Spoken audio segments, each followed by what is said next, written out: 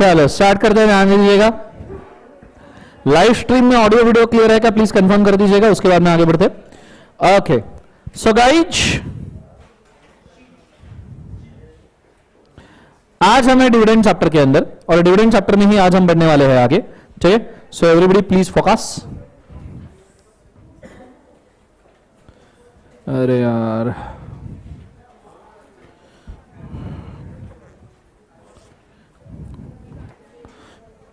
चलिए शुरू करते हैं, ध्यान देना। लाइव स्ट्रीम में ऑडियो वीडियो क्लियर है, प्लीज कमेंट कर दीजिए बच्चों। तो स्टार्ट करते हैं, लेट्स गो।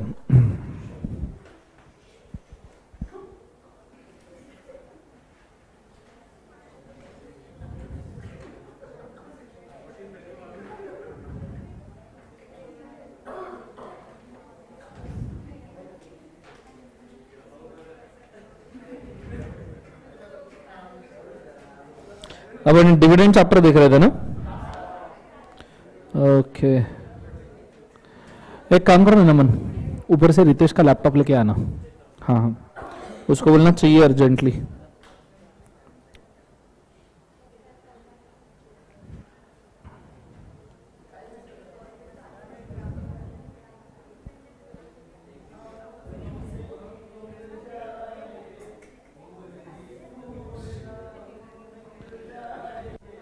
चलो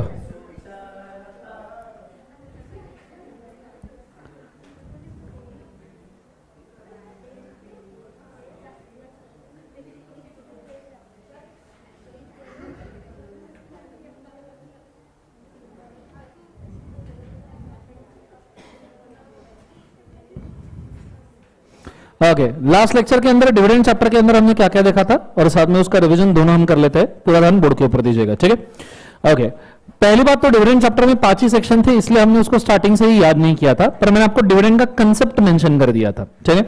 उसके पहले के चैप्टर अपने सब हो गए हैं। सेक्शन रिवीजन लेनी है एक बार, चलेगा? बोलो हाँ है ना। लास्ट चैप्टर हमने कौन सा फिनिश किया था, बोलो एक बार। Prospectus and allotment of share, उसके सेक्शन और उसके फॉर्म ले लेते हैं। सेक्शन नंबर 23 किसका है, बोलो एक बार उसे। काइंस। 24 नहीं है। पावर्स ऑफ क्या है, बोलो एक बार उसे। सेबी, जो एप्लीकेबल नहीं है। नेक्स्ट वाला ऑफर डॉक्यूमेंट। नेक्स्ट वाला कंटेंट, उसके बाद में क्या, वेरिएशन, उसके बाद में offer for 28, offer for sale 29, demat 30, advertisement 31, shelf prospectus and information memorandum 32, red herring prospectus 33, abridged 34, criminal 35, civil 36, inducement 37, action by affected person 38 नहीं है। 39 allotment of share 40, listing 41, ADR GDR applicable नहीं है। 42 private placement. PAS form number 1, जोर से बोलो किसका है, advertisement. PaaS form number 2, information memorandum. PaaS form number 3, private placement का रिटर्न। पीएएस फॉर्म नंबर 4,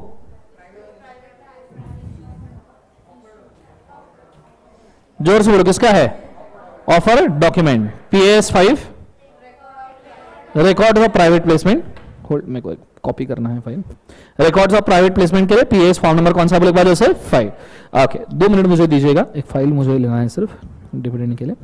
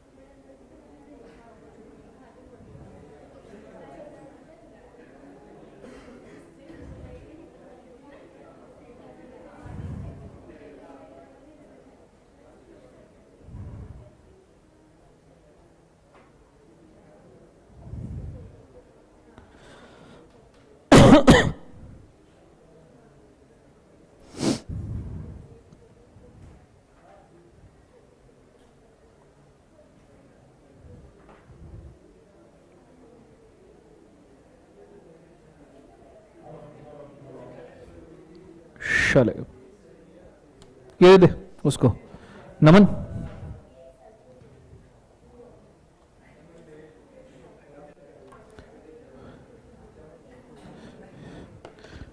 चलो स्टार्ट करते हैं, ध्यान देना, फोकस कीजिएगा। सो डिविडेंड चैप्टर हमने शुरू किया था। डिविडेंड चैप्टर के अंदर 5 सेक्शंस है, पर हमने उसको याद नहीं किया था क्योंकि 5 ही सेक्शन है तो पढ़ते पढ़ते याद हो जाएंगे, इस हिसाब से हमने उसको रख दिया था। Now what is required, dividend chapter के अंदर हमने क्या पढ़ा था उसको एक बार थोड़ा सा रिवाइज कर लेते हैं। डिविडेंड चैप्टर के अंदर फर्स्ट चीज हमने देखी थी कि डिविडेंड का प्रोसेस किस प्रकार का होता है, और हमने उसके अंदर बेसिकली ये देखा कि डिविडेंड का ट्रांसफर प्रोसेस अलग होता है, पेमेंट प्रोसेस अलग होता है। मुझे एक बात बताओ, डिविडेंड पेमेंट नॉर्मली कितने डेज के अंदर किया जाता है बच्चों, बोलो एक बार, 30 डेज। सेक्शन नंबर कौन सा है बोलो एक बार, उसे 127, और उसके हमने 5 एक्सेप्शन देखे थे कि 5 एक्सेप्शन के केस में 30 दिन में अगर आपने पेमेंट नहीं किया तो भी चलेगा। जैसे कौन कौन से एक्सेप्शन थे, ऑपरेशन ऑफ लॉ दूसरा, डिस्प्यूटेड तीसरा, सेट ऑफ चौथा, स्पेसिफिक इंस्ट्रक्शन दिए नहीं हो रहे, और 5वां situation is out of control. कुछ याद आया, अगर आपने डिफॉल्ट किया तो कंपनी को कितना परसेंट इंटरेस्ट था, 18%, और इधर ऑफिसर को कितना 1000 पर डे पे, जेल अप टू कितना था एक बार 2 इयर्स। ये हमने कंप्लीट किया था।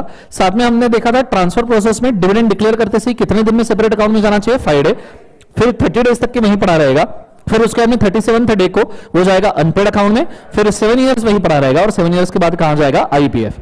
अनपेड अकाउंट में जाते वक्त हम नाम वाम डिक्लेयर करते, अमाउंट डिक्लेयर करते, वेबसाइट पे पब्लिश करते, ठीक है, कौन से बंदे का कितना डिविडेंड बाकी है। कुछ याद आया? चल आज हम जाने वाले हैं बेसिक उसी चीज के ऊपर। सेक्शन नंबर 124 को आज हम खत्म करेंगे कि डिविडेंड सेपरेट अकाउंट में ट्रांसफर करने का प्रोसेस किस प्रकार का है।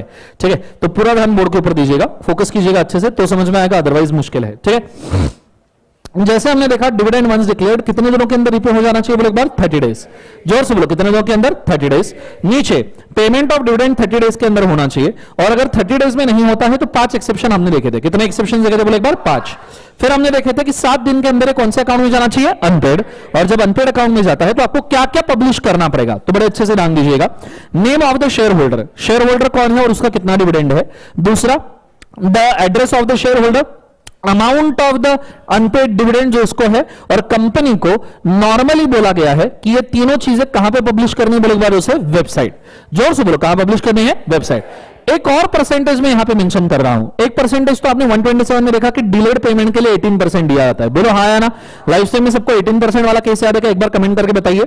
सो 18% दिया था, एक और परसेंटेज में यहां पे मेंशन कर रहा हूं, अगर आपने ट्रांसफर प्रोसेस में डिले किया, देखो पेमेंट प्रोसेस में डिले किया तो 18%, ट्रांसफर प्रोसेस में डिले किया तो आपको 12% पर annum का इंटरेस्ट लगेगा। कितना परसेंट पर annum, 12%। इसको थोड़ा सा होल्ड करके रखिए, मैं आपको परसेंटेज का एक पूरा का पूरा चार्ट ही दूंगा कि किस प्रकार परसेंटेज वर्क करता है, इसका एक प्रॉपर चार्ट मैं आपको यहां पे दे दूंगा। कंसेप्ट समझ में आ रहा है मैं क्या कह रहा हूं, जोर से बोलो सर ना। तो ये चीज को आपने बड़े अच्छे तरीके से याद रखना है। यहां तक आइडिया क्लियर है, क्या हुआ, क्लियर नहीं आ रहा है?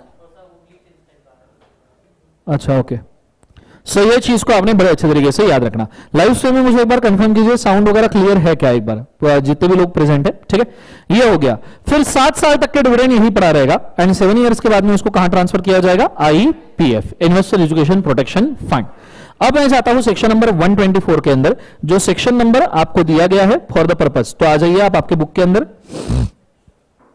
सेक्शन नंबर है 124। ये ब्लैक एंड व्हाइट प्रिंट कहां से हो गया जीवन में, ठीक है, जो भी है आ जाइए।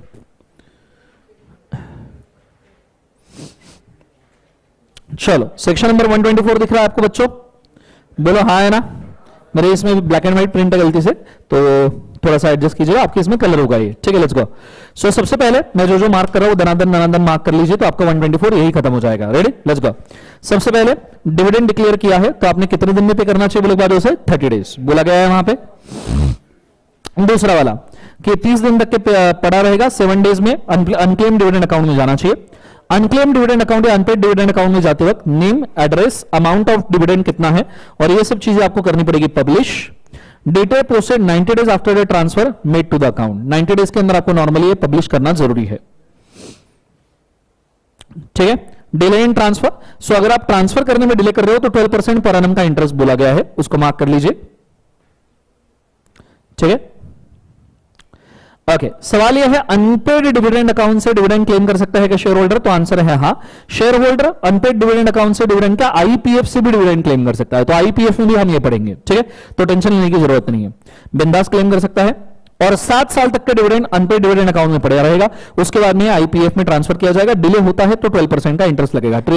इंटरेस्ट के लिए एनीवेज हम सेपरेट चार्ट देखने वाले, तो इंटरेस्ट को थोड़ा सा पेंडिंग रखो। उसके कंपैरिजन में 124 के अंदर सबसेक्शन 6 में जाते हैं। मैंने आपको एक चीज बोली थी, ये चीज को याद रखना। मैंने आपको यह बोला था कि जो शेयर 7 साल तक के अनपेड डिविडेंड में रहता है, वो सिर्फ डिविडेंड नहीं, वो शेयर भी हम आईपीएफ में ट्रांसफर करते हैं। सबसेक्शन 6 उसी के बारे में डील करता है। सबसेक्शन 6 क्या कहता है कि आपका शेयर अगर 7 ईयर्स तक के अनपेड है, कितने साल तक के अनपेड है? 7 ईयर। तो यहां पे देखो बोला है 7 कॉन्सेक्यूटिव ईयर के अनपेड है, तो ऐसे सिचुएशन में company shawl file A detail of the transfer, और साथ साथ में बोला गया है कि शेयर भी आपका ट्रांसफर हो जाएगा। शॉल ट्रांसफर दो शेयर्स टू आईपीएफ लिखा हुआ है। कंसेप्ट समझ में आ रहा है सबको? हाँ ना? तो डिविडेंड हो जाएगा, शेयर्स भी चला आएगा। उसके नीचे कॉन्ट्रावेंशन कॉन्सिक्वेंसेस, अगर आपने इस सेक्शन को तोड़ने की कोशिश की तो 1 लाख का पेनल्टी है। 500 फॉर ईच डे है, मैक्सिमम अप टू 10 लाख। ये किसको है? कंपनी। ऑफिसर को पेनल्टी है 25,000 100 per day, maximum up to 2 lakh. So section number 124 यहां पे आपका होता है केवल एक बार से खत्म। 124 खत्म होने के बाद में अब बहुत काम का सेक्शन आता है, जो आता है सेक्शन नंबर 125। जोर से बोलो, कौन सा सेक्शन है? बोलो एक बार उसे। 125 125 है, that is investor education protection fund. जोर से बोलो, कौन सा है? बोलो एक बार। IEPF, investor education protection fund. Investor education protection fund में कितनी चीजें जाती है, इस बारे में सेक्शन बनाया गया है। आईपीएफ में कितनी चीजें जाती है, उस बारे में सेक्शन बनाया है, तो बहुत अच्छे तरीके से आपने इसके ऊपर ध्यान देना चाहिए। ठीक है, लेट्स गो। ए भगवान, तकलीफ है। ठीक है, मैं पीपीटी से पहले इसको समझा दूं बड़े अच्छे से। चलो आ जाइए। So we are going for investor education protection क्या बोले से फंड। सो आईपीएफ में कितनी चीजें जाएगी उसका एक लिस्ट दिया है। टोटल 14 चीजें हैं। इन 14 चीजों को आपने अलग अलग तरीके से टैग करके रखना चाहिए कि कौन सी ऐसी 14 चीजें हैं जो आईपीएफ में ट्रांसफर हो सकती है। पहला, सबसे पहले बोला गया है कि सेंट्रल गवर्नमेंट के बोले गए कोई ग्रांट्स है। सीजी के बोले गए कोई, क्या बोले एक बार जो से, ग्रांट्स है। ग्रांट्स का मतलब होता है सेंट्रल गवर्नमेंट ने कोई ग्रांट दिया, डोनेशन दिया, तो वो आईपीएफ में जाएगा, क्योंकि इन्वेस्टर प्रोटेक्शन के लिए हो सकता है सीजी टाइम टू टाइम कोई ना कोई ग्रांट डिक्लेयर करे। ठीक है, so it will go to IPF. दूसरा वाला, कोई डोनेशन अगर दिया है सेंट्रल गवर्नमेंट ने या किसी कंपनी ने या गवर्नमेंट कंपनी में, तो जाएगा। अनपेड डिविडेंड अगर है किसी अकाउंट में, तो जाएगा। Amount to general revenue account है, गवर्नमेंट के जनरल रेवेन्यू अकाउंट के अंदर कोई अमाउंट पड़ा हुआ है, तो वो जाएगा। और उसके बाद में बोला गया है नेक्स्ट वाला, amount lying to the investor education protection fund, मतलब ओल्ड कंपनीज एक्ट में जो आईपीएफ था, ओल्ड कंपनीज एक्ट 1956 में जो आईपीएफ था, उसका बैलेंस बचा है तो वो जाएगा। उसके बाद में बोला है इंटरेस्ट ऑन अदर इनकम, कोई इनकम वगैरह आप जनरेट कर रहे हो, इंटरेस्ट या दूसरा इनकम जनरेट कर रहे हो और लिखा है, तो वो जाएगा। अगर किसी शेयर होल्डर ने शेयर सरेंडर कर दिए हैं फ्रॉड में, जो एक्वायर किए थे, फ्रॉड करके शेयर एक्वायर किए थे, सरेंडर किए हैं, तो आईपीएफ में जाएगा। Application money received by company, company को कोई एप्लीकेशन मनी वगैरह रिसीव हुआ है तो वो जाएगा। उसके मतलब बेसिकली बोला जाए तो आपने देखा होगा, आपने एप्लीकेशन मनी का अकाउंटिंग किया होगा कि share application money cash account debit to share application money credit, और अगर 90% सब्सक्रिप्शन नहीं जाता है तो ये एप्लीकेशन मनी रिफंड करना पड़ता है। तो आप एप्लीकेशन मनी रिफंड करना चाहते हो पर रिफंड लेने कोई आया ही नहीं, रिफंड लेने कोई आया ही नहीं, तो ऐसे सिचुएशन में क्या वो आईपीएफ को ट्रांसफर हो सकता है? यस। कंसेप्ट समझ में आ रहा है मैं क्या कह रहा हूं? जोर से बोलो सर। नो। उसके बाद में matured deposits, matured debentures, interest accrued, sale proceeds of the fractional share, redemption amount of the preference shares and other amount. ठीक है, ये सब चीजें आपकी आईपीएफ में ट्रांसफर होगी। तो आप सिंपली इसको ना, इस चीज को आप 2-3 पार्ट में डिवाइड कर लो। ठीक है, एक चार्ट में दनादन ड्रॉ कर रहा हूं, साथ साथ में आप लिख के रखो। ठीक है, आ जाइए फटाफट। मैं आपको ड्रॉ कर दे रहा हूं एक चार्ट, जिसके अंदर मैं बाइफरकेट करके दूंगा कि कौन सी चीजें कहां कहां पे ट्रांसफर होगी। सो आ जाइए फास्ट, लेट्स गो। सो यहां पे हम लिखते हैं ट्रांसफर टू आईपीएफ। इसका यार एक चार्ट ही था जीवन में, ये लैपटॉप चेंज की वजह से ना, एक काम करो ना, इसका चार्ट पेंडिंग रहने दो, मैं आईपीएफ सेक्शन को वापस से एक बार ले लूंगा। ठीक है, क्योंकि ऑलरेडी एक बहुत बेहतरीन चार्ट इसका बनाया है। सब प्रॉब्लम ये है कि अपना लैपटॉप खराब हो गया था, वो दूसरे लैपटॉप में है, अब मेरे को वापस बुलाना पड़ेगा, वापस दिखाना पड़ेगा, अभी वही चल रहा है जीवन में। ठीक है, तो उसके लिए पेंडिंग रखो। मैं पूरे आईपीएफ का एक खतरनाक चार्ट दूंगा। आईपीएफ सेक्शन 125 मेरे तरफ पेंडिंग रहा। अब हम दूसरे सेक्शन की तरफ जाते हैं। ठीक है, फिलहाल के लिए। ठीक है, सो ये चीज को याद रखना। अब हम जा रहे हैं नेक्स्ट सेक्शन की तरफ, जो हम देखने वाले हैं 123। 2 सेक्शन हमारे खत्म हो चुके हैं, एक 127 एंड 124। ठीक है, आईपीएफ हमारा खत्म हुआ है क्या बोले एक बार उसे? नहीं। सो 127 124 हुआ है, मैं जा रहा हूं 123 पे। सब छोड़ दीजिए, फिलहाल कोई काम नहीं है, बुक छोड़ दीजिए, पूरा आंसर बोर्ड के ऊपर दीजिए। Are you ready guys? सब जन बोलो हाँ या ना। चलो पूरा ध्यान बोर्ड के ऊपर देना तो समझ में आएगा, अदरवाइज मुश्किल है। डिक्लेरेशन ऑफ डिविडेंड का प्रोसेस है। 123 बहुत बड़ा सेक्शन है, पहली बात तो ये समझ जाइए, सेक्शन 123 बहुत बड़ा है। 123 का एक पोर्शन ये है कि डिविडेंड कैसे डिक्लेयर करते हैं, general meeting resolution, board meeting resolution, वो हमारा हो गया। दूसरा पोर्शन है डिविडेंड डिक्लेयर करने के बाद में कहां से डिक्लेयर कर सकते हैं और कैसे डिक्लेयर कर सकते हैं, वो हम अभी देख रहे हैं। और तीसरा पोर्शन है इंटरिम डिविडेंड का, नियरली सेक्शन 123 सबसेक्शन 4, 5, 6 ये इंटरिम डिविडेंड के। तो अभी हम देख रहे हैं कि डिविडेंड कहां से डिक्लेयर कर सकते हैं, बहुत अच्छे से बोर्ड के ऊपर ध्यान देना। जब आप डिविडेंड डिक्लेयर करते हो तो डिविडेंड डिक्लेरेशन के 3 सोर्सेस है। सब जन बोलो एक बार, कितने सोर्सेस है? 3। पहला सोर्स जो आता है वो आता है करंट ईयर और प्रीवियस ईयर नेट प्रॉफिट। मैंने आपको ऑलरेडी एक चीज बोली थी कि फाइनल डिविडेंड तो प्रीवियस ईयर नेट प्रॉफिट से पे होगा और इंटरिम डिविडेंड तो कौन सा प्रॉफिट से पे होगा? Current year. मैंने बोला था आपको, हाँ है ना। सो डिविडेंड आप net profit of current year से पे कर सकते हो या प्रीवियस ईयर नेट प्रॉफिट से पे कर सकते हो। यहां तक समझ में आ रहा है मैं क्या कह रहा हूं? जोर से बोलो सर ना। उसके लिए हम सेपरेट देखेंगे किस प्रकार वो पे होता है। दूसरा, अगर सेंट्रल गवर्नमेंट, स्टेट गवर्नमेंट ने पैसा दिया है, डोनेशन दिया है सिर्फ डिविडेंड के लिए, कई बार गवर्नमेंट कंपनी के केस में अगर गवर्नमेंट कंपनी खस्ता हालत में है तो सेंट्रल गवर्नमेंट डोनेशन देता है, कंपनी को फंड्स देता है, बोलता है डिविडेंड डिक्लेयर कर, तो अपना ही बच्चा है, मेंटेन कर लेंगे। समझ में आए? तो गवर्नमेंट कंपनी वापस से जगह पे आ जाती है। क्लियर है? कोई सिक कंपनी होती है या फंक्शन नहीं कर पाती, गवर्नमेंट का अंडरटेकिंग, तो गवर्नमेंट उसके अंदर ग्रांट्स देता रहता है, तो उससे डिविडेंड। और तीसरा है रिजर्व्स में से डिक्लेयर करना। कैसे डिक्लेयर करना बोले एक बार? रिजर्व। बहुत अच्छे तरीके से ध्यान देना, ये डिफिकल्ट है, हाँ मैं पहले ही बोल रहा हूं डिफिकल्ट है। सबसे पहले अगर आप डिविडेंड डिक्लेयर कर रहे हो करंट ईयर प्रॉफिट में से, तो करंट ईयर प्रॉफिट में से डिविडेंड डिक्लेयर करने के लिए आपको पूरा कैलकुलेशन समझना जरूरी है। अब बेसिकली देखा जाए तो ये कैलकुलेशन तुम्हारे प्रोविजन में इतना क्लियरली नहीं लिखा है, सिर्फ देके रखा है कि आपने ये करना है, पर इस प्रकार से कैलकुलेशन होना चाहिए, याद रखना। इसको आप प्रोविजन में कन्वर्ट करके भी लिख सकते हो। जैसे सबसे आए पहले ले लो पिबिडिट, बिट्टा जिसको कहा जाता है, एफएम में आपने सुना होगा बिट्टा, that is profit before interest, depreciation and taxes. Profit before interest, depreciation and taxes में से सबसे पहले माइनस करो इंटरेस्ट जो आप डिबेंचर्स और लोन के ऊपर देते हो, फिर माइनस करो डिप्रिसिएशन जो आप शेड्यूल 2 के हिसाब से लगाते हो, और फिर माइनस करो टैक्सेस, तो आपका आएगा PAT. PAT is profit after tax. समझ में आ रहा है सबको? हाँ है ना। नाउ प्रॉफिट आफ्टर टैक्स जो आया है उसमें से प्रीवियस ईयर लॉस या डिप्रिसिएशन को लेस करो। देखो इस बार आप रिजर्व में से डिविडेंड डिक्लेयर कर रहे हो तो क्वाइट अ चांस कि इस साल लॉस आया होगा और क्वाइट अ चांस कि पिछले भी 2-3 साल में लॉस आया होगा, तभी जाके आप डिस्परेशन में रिजर्व से डिक्लेयर कर रहे हो। अब आप सोचो प्रीवियस ईयर में लॉस और डिप्रिसिएशन बाकी है सेट ऑफ करना, और इस साल आप रिजर्व में से डिस्ट्रीब्यूट कर रहे हो डिविडेंड, ये तो आपके गोइंग कंसर्न को डैमेज कर देगा। कंसेप्ट समझ में आ रहा है सबको? हाँ ना। तो इसलिए बोला है कि प्रीवियस ईयर का लॉस या डिप्रिसिएशन आप सेट ऑफ कर दो। पर आप बात को समझिए, इसको मैं थोड़ा सा एक्सप्लेन करूंगा, 2 मिनट के लिए रुक जाइए सिर्फ। प्रीवियस ईयर का लॉस डिप्रिसिएशन माइनस करने के बाद आता है profit after previous year loss and depreciation, ठीक है। और प्रीवियस ईयर लॉस डिप्रिसिएशन के बाद जो प्रॉफिट बचता है उसमें से रिजर्व्स को ट्रांसफर कर दो।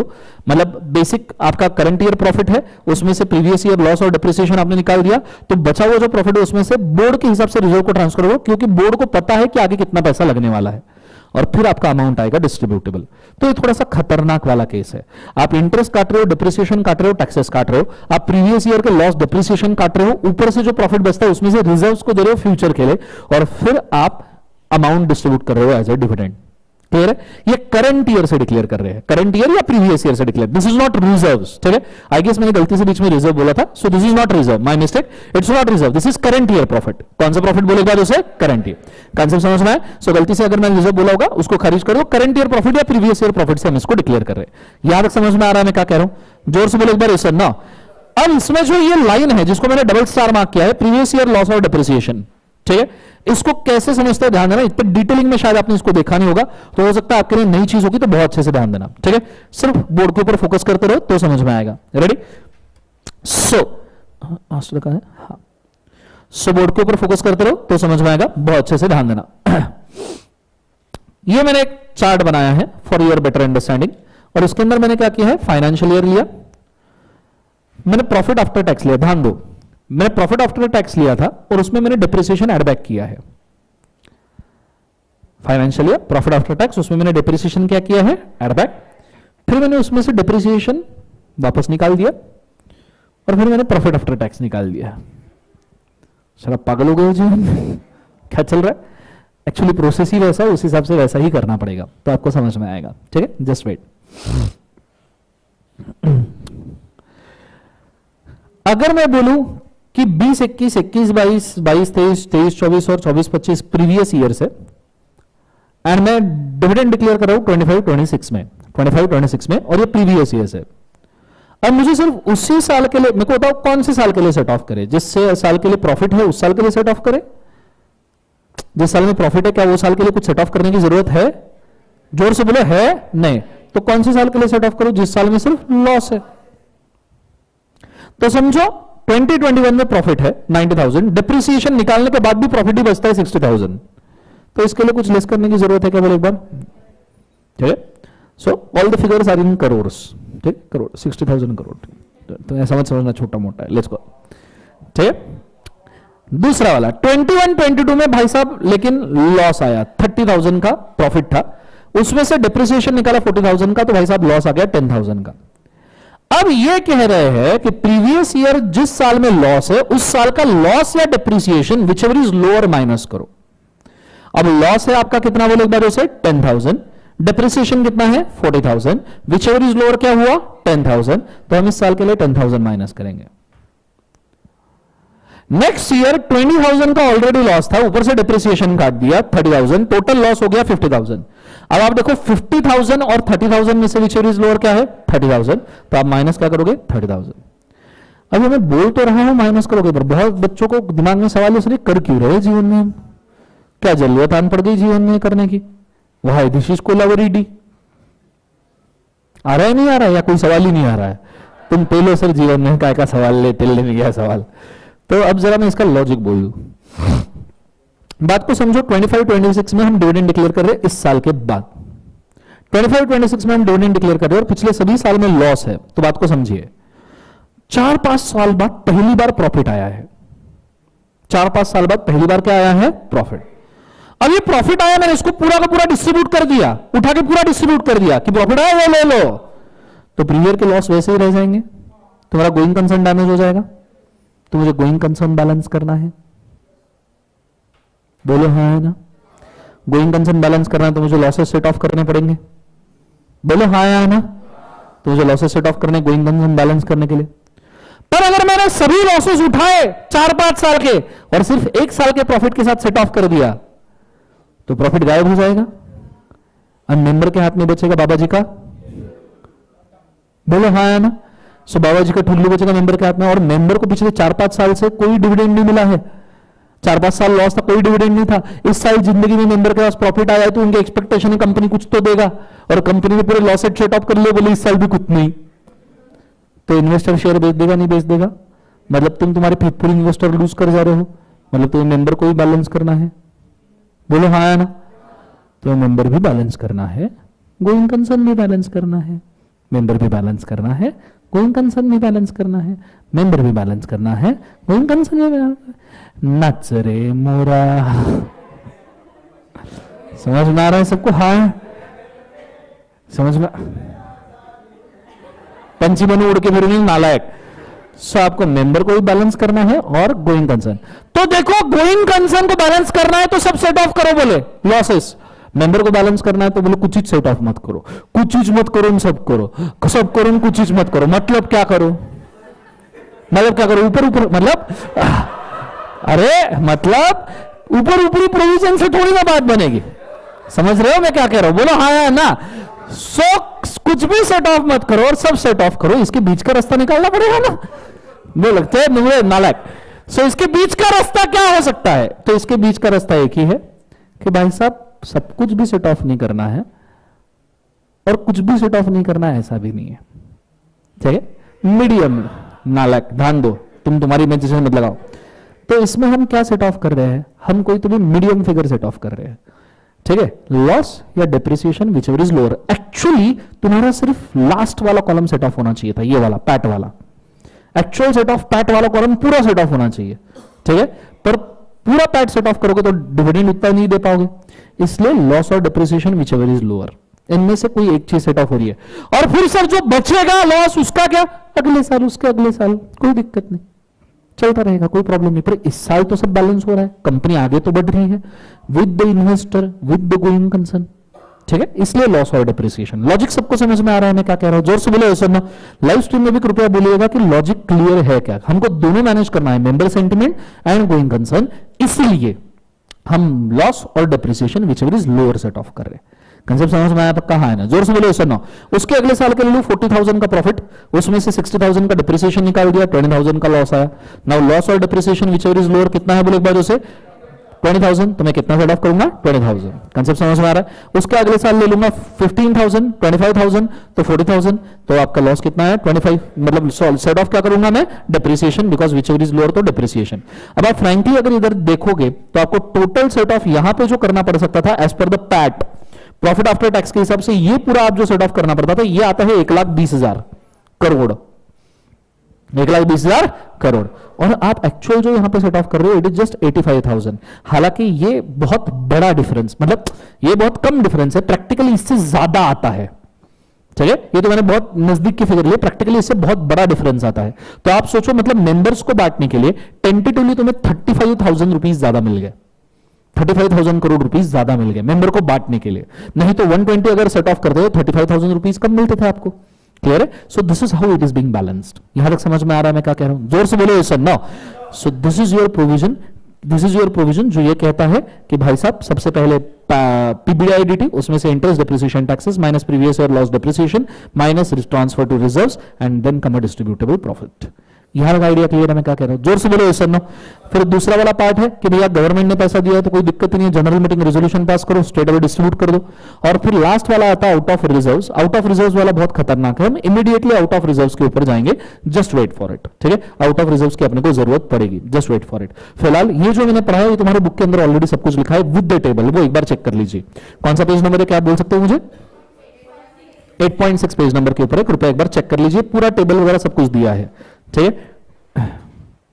वहां पे अगर मार्किंग करना है तो ये मार्किंग ऐड कर सकते हो, साइड में आप एक नोट डाल सकते हो for maintaining the sentiments of share holder as well as going concern, for maintaining the sentiments of share holder as well as going concern. Live stream में पक्का समझ में आ रहा है क्या? सब जन कृपया कमेंट करो, एक दो लोगों से बात नहीं बनेगी बेटा।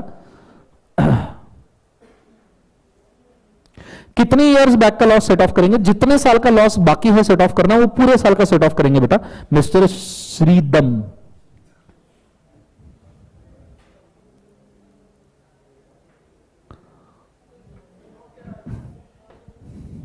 चलो डन एवरीबॉडी। नोट में डालना है maintaining for maintaining share holder sentiment as well as going concern, maintaining share holder sentiments as well as going concern.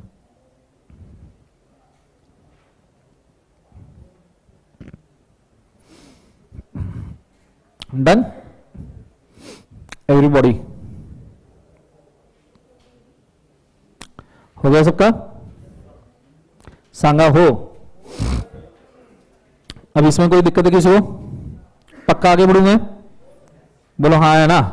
चल नेक्स्ट, ये चीज होने के बाद में अब हमको जाना है डिविडेंड आउट ऑफ रिजर्व्स के ऊपर।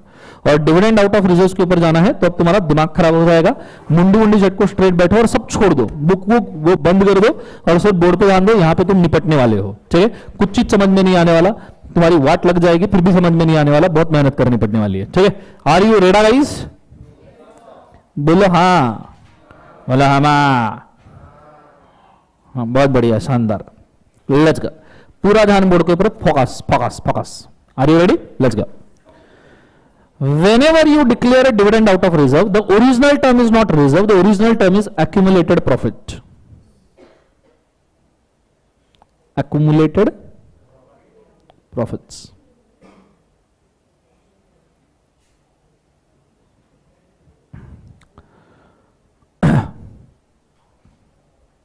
समझ में आ रहा है मैं क्या कह रहा हूं? Accumulated profits को आप फर्दर डिवाइड करो दो पार्ट्स में। कितने पार्ट्स में बोले एक बार? दो। एक्यूमुलेटेड प्रॉफिट का ही एक पार्ट आता है P&L क्रेडिट बैलेंस। P&L क्या बोले एक बार उसे? Credit balance.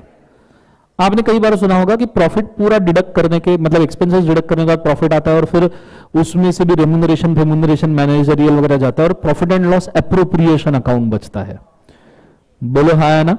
बस वही P&L क्रेडिट बैलेंस जो आप जनरल मतलब रिजर्व्स एंड सरप्लस हेड के अंदर लिखते हो, मतलब ये अभी तक रिजर्व में ट्रांसफर नहीं किया है, ये P&L क्रेडिट बैलेंस है। और दूसरा आता है जनरल रिजर्व, दूसरा डिस्ट्रीब्यूटेबल प्रॉफिट है जनरल रिजर्व। जब मैं कह रहा हूं एक्यूमुलेटेड प्रॉफिट तो I am talking about distributable profit. हाँ, कौन से प्रॉफिट बोले बोले वजह से डिस्ट्रीब्यूटेबल।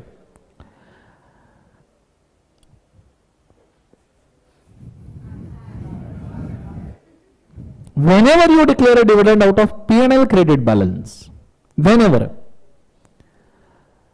इसको रिजर्व्स में से डिविडेंड डिक्लेयर करना नहीं कहते, क्योंकि अभी भी P&L के अंदर क्रेडिट में पैसा बचा है, मतलब आप करंट ईयर या प्रीवियस ईयर प्रॉफिट से ही डिविडेंड डिक्लेयर कर रहे हो। This just takes general meeting का ordinary resolution and game over.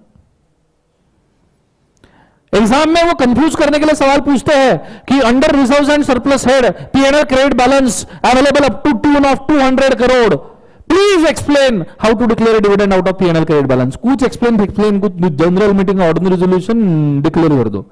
बच्चे पूरी रिजर्व, ये पूरी रिजर्व की प्रोसेस लिख के आते हैं, इसके लिए गलत। जब वो तुमको स्पेसिफिकली बोले जनरल रिजर्व से डिक्लेयर कर रहे हैं तो ही जनरल रिजर्व का प्रोसेस कैरी करना। P&L क्रेडिट बैलेंस बोला तो याद रखिएगा ये GMOR से ही हो सकता है। बोर्ड ने रिकमेंड करना, जनरल मीटिंग ने डिक्लेयर करना, उसको जनरल रिजर्व में ना लेके जाए। कंसेप्ट समझ में आ रहा है सबको? हाँ है ना? जोर से बोले सुनो। Now out of general reserve, ये जनरल रिजर्व में से कैसे डिक्लेयर करते हैं?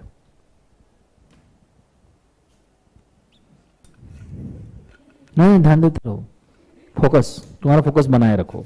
सर कैसे पानी पी रहे हैं?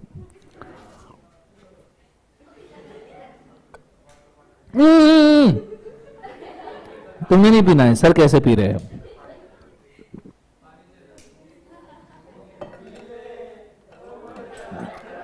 नालक, ध्यान दो। पानी इसलिए पिया क्योंकि अब बहुत मेहनत है। स्टार्ट करते हैं, ध्यान देना। पॉइंट नंबर 1,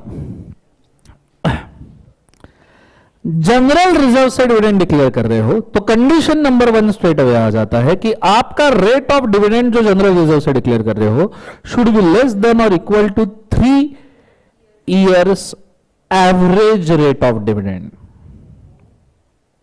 मतलब आपका रिजर्व का रेट ऑफ डिविडेंड ये पिछले 3 साल के एवरेज रेट से ऊपर जा नहीं सकता। ये पहला कंडीशन है। कंडीशन नंबर 2, जनरल रिजर्व से मैं जो विड्रॉ कर रहा हूं डिविडेंड के लिए अमाउंट, विड्रॉवल फॉर डिविडेंड जो हम कर रहे हैं, हम उसको इसके बाद में W बोलेंगे। क्या बोलेंगे? W। इसको हम कंडीशंस के हिसाब से W1, W2 ऐसा बोलते जाएंगे।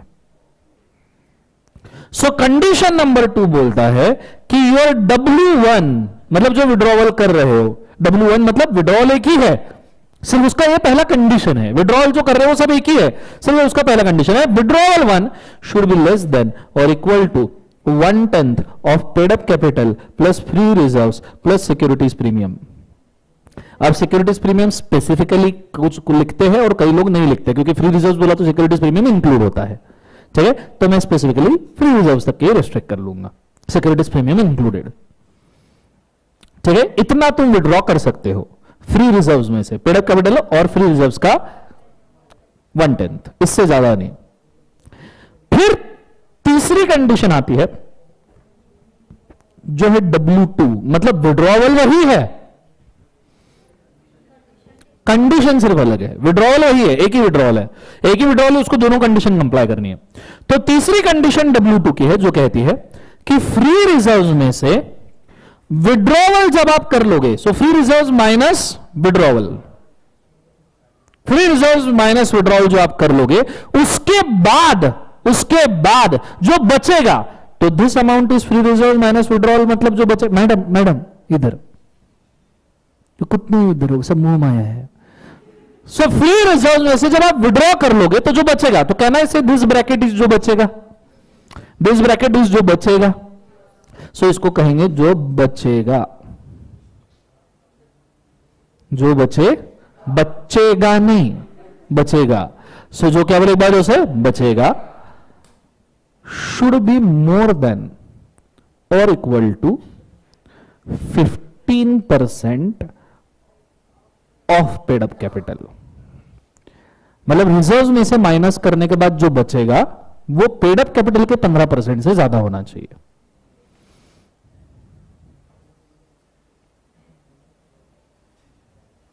तो क्या मैं इसको ऐसा लिख सकता हूं कि withdrawal two should be lower than और equal to free reserves minus 15% of paid up capital. ला ला ला ला ला, मतलब मैं उतना ही विड्रॉ कर सकता हूं कि फ्री रिजर्व्स में 15% ऑफ पेड अप कैपिटल छोड़ने के बाद जो बचा है वो पूरा विड्रॉ कर सकता हूं। बोलो हाँ या ना? एवरीबॉडी, जोर से बोलो एवरीबॉडी। यहां तक पक्का समझ में आया? फिर condition number 4, withdrawal 1 oblique withdrawal 2 में से क्या लू? विच एवर इज हायर या लोअर? विच एवर इज क्या लू? लोअर। ये लेना है। अगर रिजर्व में से डिविडेंड डिक्लेयर कर रहे हो मतलब करंट ईयर में लॉस हो सकता है, minus current year loss is equal to distributable amount D. Distributable amount called as D. इतना डिस्ट्रीब्यूट कर सकते हैं। समझ में आ रहा है पक्का? हाँ है ना? जोर से बोलो यस और no. Condition number 5, D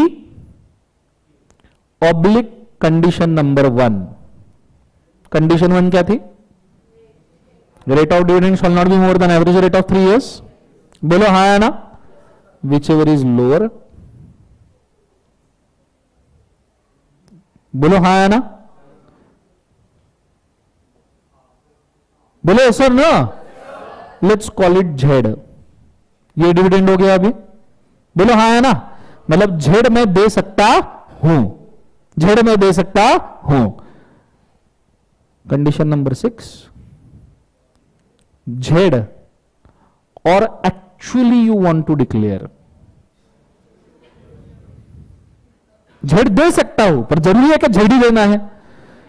Z बहुत ज्यादा है तो वाई जेड हो जाएगा ना? बोलो सर नो। तो जेड दे सकता हूं पर एक्चुअली कुछ और देना है तो जेड और actual whichever is lower is your actual dividend. ला ला ला ला ला ला ला ला ला ला। समझ में आया क्या? मैं क्या उसको गुस्से से देखो। जितना गुस्सा तुमको तुम्हारे एक्स के ऊपर आता है, वाई के ऊपर आता है, जिंदगी में अगर वो कोई नहीं है तो फिर भी तो गुस्सा आना ही चाहिए ना। जिंदगी में कोई नहीं है तो वो जो गुस्सा आता है वो पूरा इस चार्ट के ऊपर निकाल डालो। ठीक है? लाइव स्ट्रीम में भी सब लोग चार्ट के ऊपर गुस्सा करेंगे, पूरा गुस्से से देखेंगे, पूरा हर एक पॉइंट खुद समझेंगे, साइड वाले को समझाएंगे। मैं स्पेसिफिकली किसी को भी ये पॉइंट पूछूंगा, जिसको नहीं आया उसके बाजू वाले को मैं मारूंगा। ठीक है? लाइव स्ट्रीम में भी किसी को पूछूंगा, जिसको नहीं आया उसके नेबर को आके मैं मारूंगा। मेरे को मालूम नहीं, मेरे को ये अभी के अभी समझना चाहिए।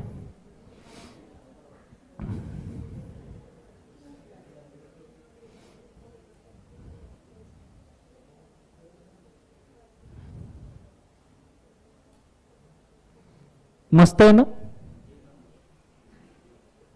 एकदम झकास।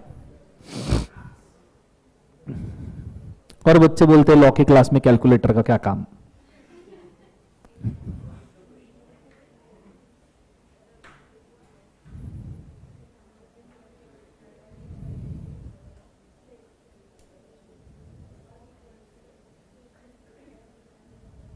ये 2 नहीं है, जेड है नीचे वाला।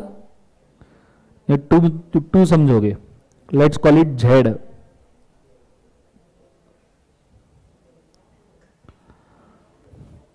क्या तुम क्यों टेंशन आया? हो जाएगा, इट्स ओके।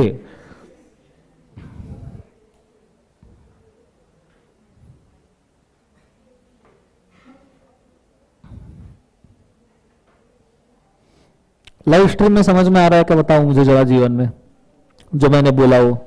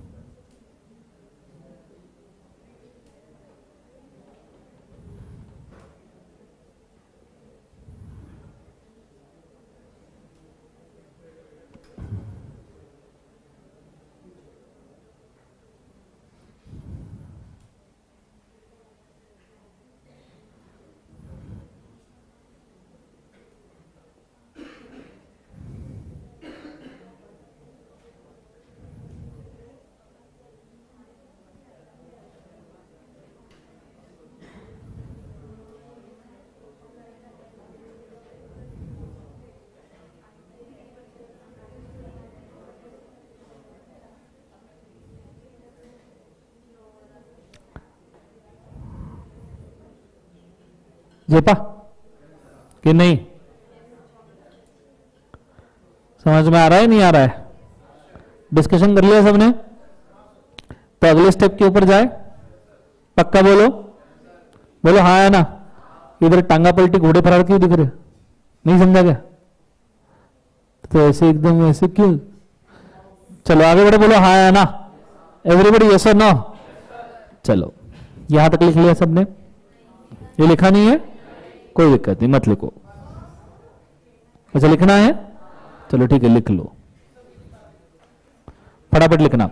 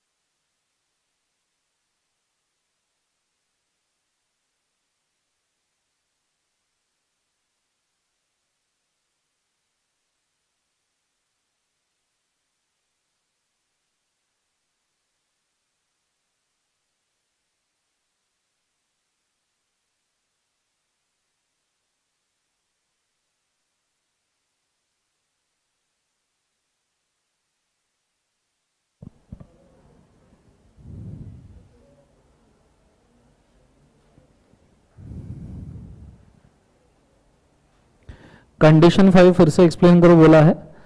कंडीशन 5 डिपेंड है बेटा कंडीशन नंबर 4 पे।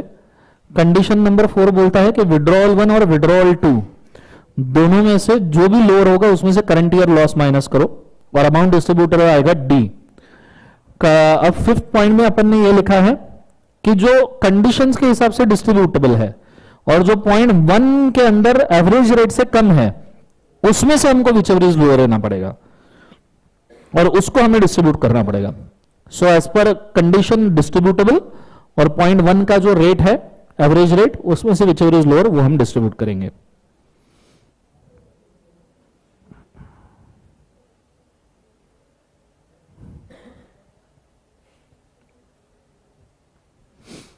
डन।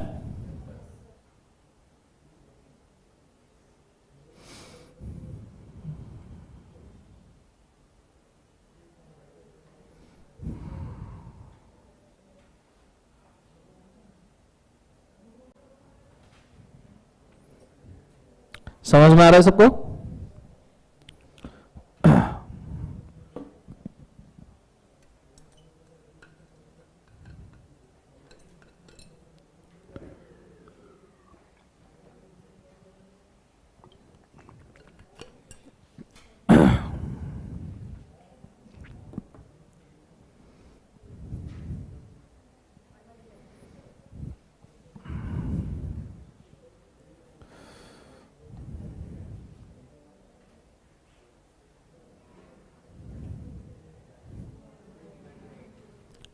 चलो डन एवरीबॉडी,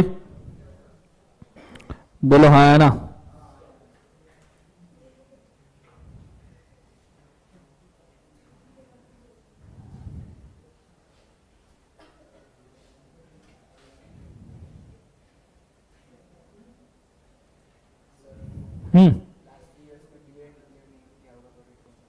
ओके सवाल है लास्ट ईयर्स में अगर डिविडेंड डिक्लेयर्ड नहीं है तो कौन सा रेट लेंगे, तो उस वक्त कोई रेट ही नहीं रहेगा, तो आप जितना चाहो उसके हिसाब से कंडीशन वन आपको अप्लाई ही नहीं होगा, सिंपल एज दैट। ठीक है, चलो अब अगर ये आपको समझ में आया तो अब मैं एक पीपीटी ओपन कर रहा हूं, चाहिए, और उस पीपीटी के हिसाब से हम जाएंगे। पहले पूरे टेबल्स को समझ लेते हैं, पूरा ध्यान मुझे बोर्ड के ऊपर चाहिए, फोकस कीजिएगा अच्छे से। रेडी, लेट्स गो। इस कैलकुलेशन के लिए पूरा एक टेबल अपन ने डेवलप किया है।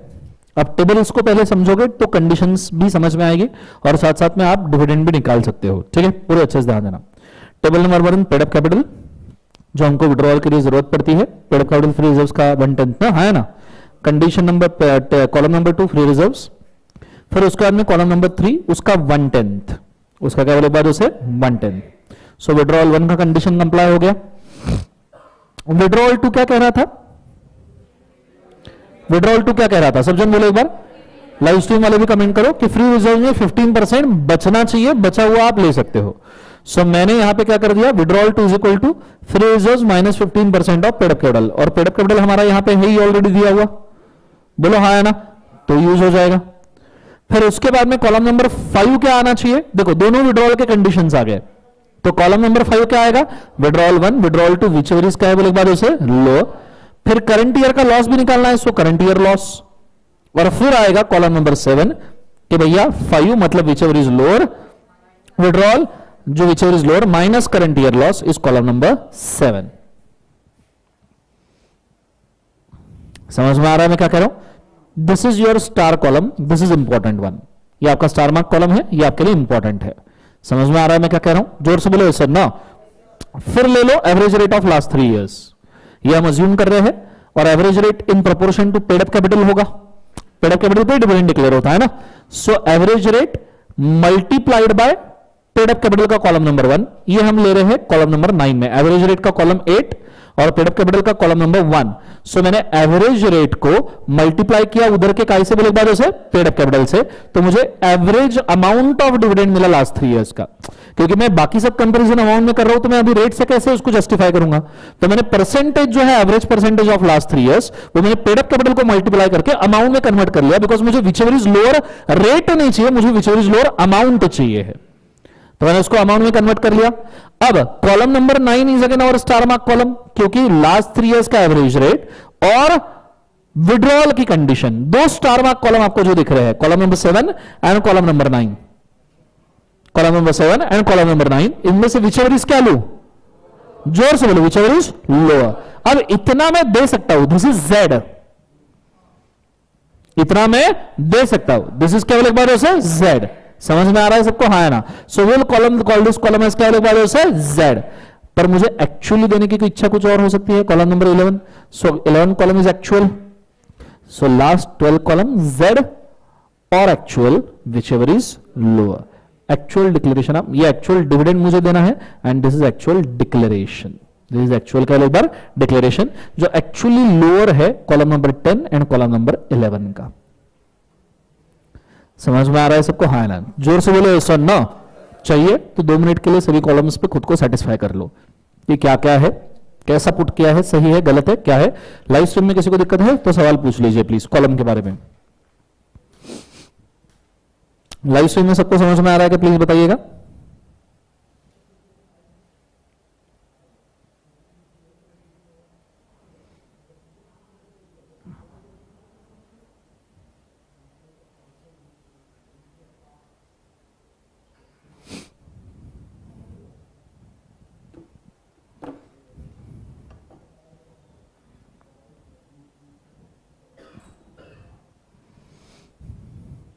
जिसको नहीं समझ में आया साइड वाले को पूछिए, एक बार कंफर्म हो जाइए।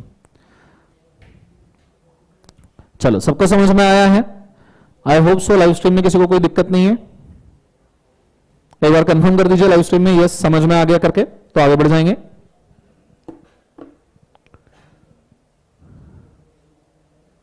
चलो बढ़ते हैं आगे।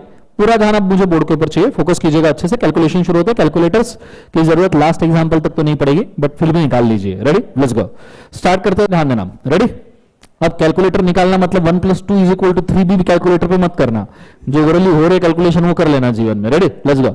सबसे पहली बात, पेड अप कैपिटल है आपका 100 करोड़, कितना है सब जन बोले एक बार उसे, 100 करोड़।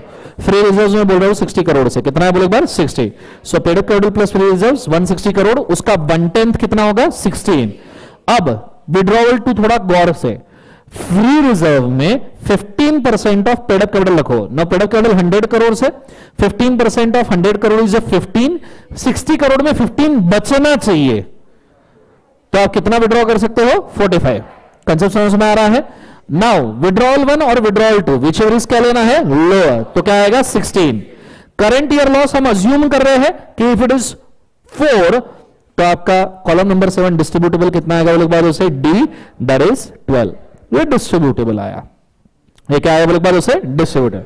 पर इसको एवरेज रेट ऑफ डिविडेंड समझो 15 है। Now 15 is the average rate of dividend multiplied by paid up capital 100 crore, तो एवरेज अमाउंट ऑफ डिविडेंड कितना आएगा, 15 करोड़। जोर से बोले एक बार ऐसा ना। Now 15 crore star mark, 7th column जो विड्रॉएबल अमाउंट है स्टार मार्क, दोनों में से विच एवर क्या लेना है, लो, तो मैं 12 डिस्ट्रीब्यूट कर सकता हूं विच इज जेड, पर मुझे एक्चुअल डिस्ट्रीब्यूट करना है 10, तो मैं कितना डिस्ट्रीब्यूट करूंगा, 10, तो जेड और actual whichever is lower is 10। Are you understanding मैं क्या कह रहा हूं, जोर से बोलो एक बार ऐसा ना। सेकंड वाला एग्जांपल 100 और आपका फ्री रिजर्व्स में बोल रहा हूं 40, सो डिस्ट्रीब्यूट विड्रॉल 1 14। अच्छा, फिर 40 में 15% ऑफ 100 करोड़ से रखो, मतलब 40 में 15 गया, 15 गया, बचा कितना, 25। सो 25 और 14 विच एवर इज लोअर बच्चों क्या आएगा, 14। क्लियर है कंसेप्ट सबको, हाँ है ना। उसमें से निकालो आपका करंट ईयर लॉस कितना, 3, फिर आएगा 11, और मैं एवरेज रेट अगर मान रहा हूं 8%। Now 8% of 100 crore is 8 crore. Now 8 crore और 11 crore which ever is lower, तो कितना लेना है, 8। मुझे डिस्ट्रीब्यूट करने की इच्छा है 12, तो 8 और 12 में से whichever is lower 8। Are you understanding मैं क्या कह रहा हूं, जोर से बोलो एक बार सर नो।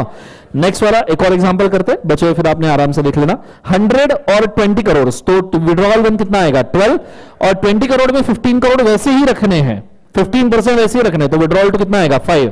12 और 5 में से विच एवर इज लोअर कितना, 5। करंट ईयर लॉस में बोल रहा हूं लेट्स से 1, तो आपका कितना आएगा, 4। 4 is withdrawable amount. Average rate में बोल रहा हूं कि is 13%, 13 multiplied by 100 crore is 13 crore. Now 13 crore is average rate, withdrawable amount is 4, whichever is lower 4 ही तो विड्रॉ कर सकते हैं ना। मुझे एक्चुअल डिक्लेयर करने की इच्छा है 8, बट मैं डिक्लेयर कितना करूंगा, 4।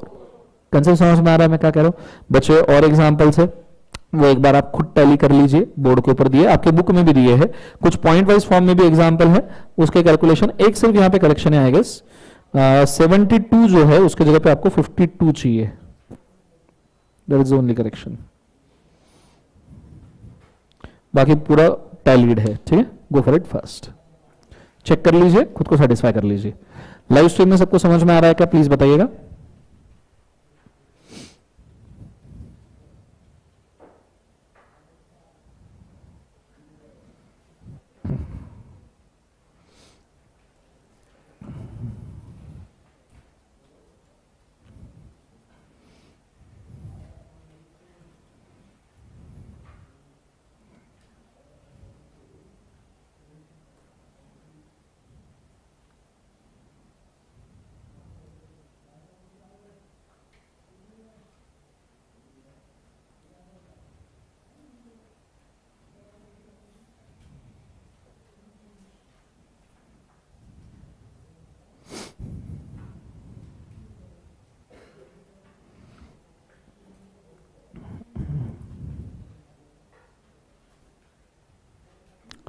चलो हो गया सबका, बोलो हाँ है ना, एवरीबडी अंडरस्टूड। सो यहां पे आपका कंप्लीट होता है declaration of dividend out of क्या लिखा जैसे रिजर्व्स। यहां तक आइडिया क्लियर है मैं क्या कह रहा हूं। सो आपने बुक में से चेक कर लिया सबने, सर नो, ओके, करेक्शन कर लिया जो है कि वहां पे करेक्टेड ही है। चलो लेट्स गो। अच्छा, लास्ट 2 कॉलम आपकी बुक में है क्या, वो लिख लीजिए प्लीज, फटाफट फटाफट, बचे होंगे तो लिख लो फटाफट। लास्ट 2 कॉलम्स आपके बुक में नहीं होंगे।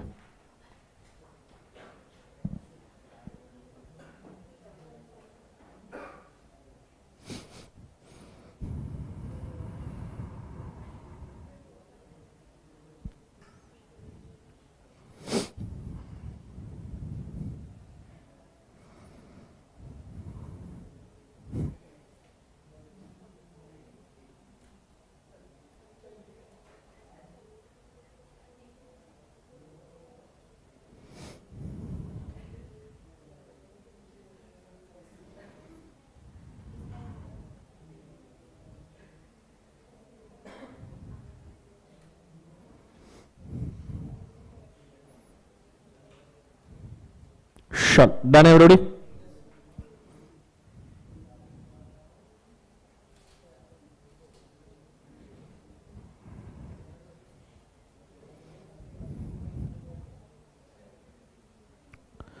चलो आगे बढ़ जाऊं मैं पक्का. एवरीवन यस और नो. चलो यहां पे आपका कंप्लीट होता है declaration of dividend out of क्या लोग बात उसे रिजर्व्स.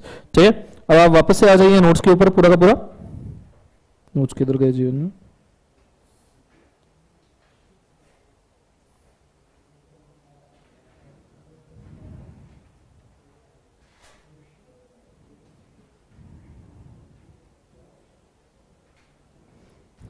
नेक्स्ट हो गया.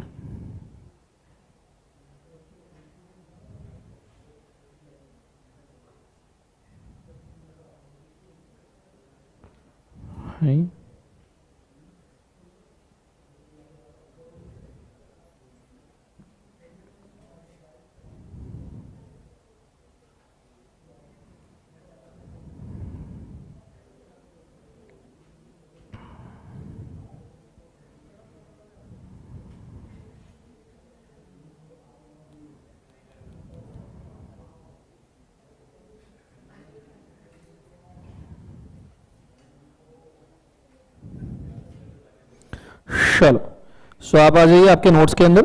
आपके नोट्स के अंदर ये पूरे कॉलम्स मेंशन किए गए हैं प्रॉपर्ली. बोलो हाँ या ना. ओके ये कॉलम्स के बाद में नेक्स्ट चीज जो आपके नोट्स के अंदर आपको दिखेगी वो है डिक्लेरेशन ऑफ इंटरिम डिविडेंड. दिख रहा है सबको ये सर नो. अब उन्होंने इंटरिम डिविडेंड वहां पे डिक्लेयर किया है कि board of director of the company जो डिविडेंड डिक्लेयर करते हैं उसको इंटरिम कहा जाएगा. दूसरी बात उन्होंने यहां पे बोली गई है कि इंटरिम डिविडेंड डिक्लेयर करते वक्त ये पिछले 3 साल के एवरेज रेट से कम होना चाहिए. मतलब रिजर्व्स के लिए हमने जो फर्स्ट कंडीशन देखा था ना एवरेज रेट का, सेम इंटरिम डिविडेंड के लिए भी अप्लाई होता है. तो उसके साइड में लिख के रखिए the condition of the reserves, the condition applicable for the reserves, same applicable for interim dividend.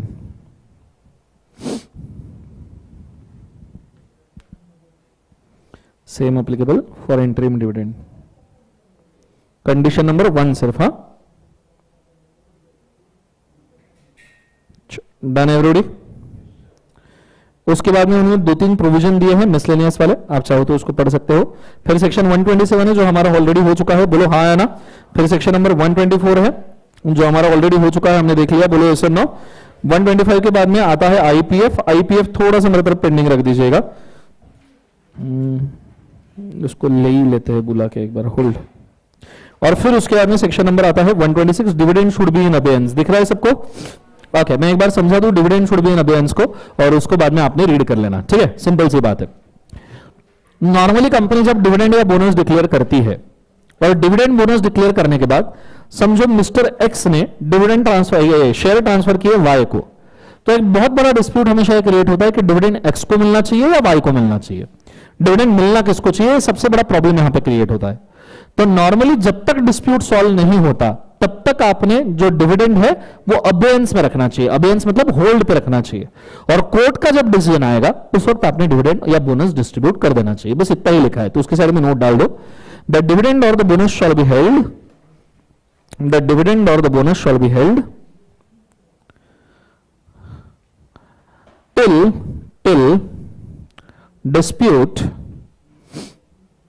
till dispute is resolved in the case of company. The dividend or bonus shall be held till the dispute is resolved in the case of company.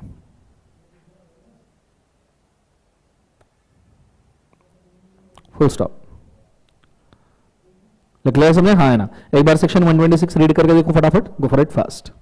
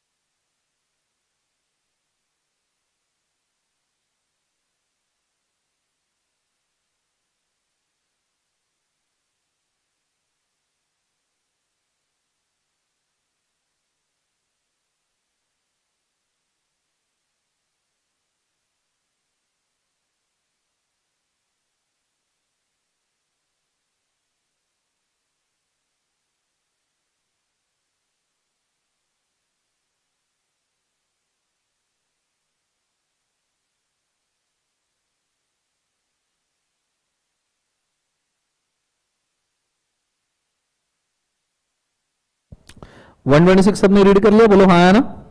Okay, now will go for section number 125 जो आपका pending है, उस तरफ अपन जाएंगे पहले और 125 को जरा ठीक से पहले समझ लेंगे। रेडी, लेट्स गो।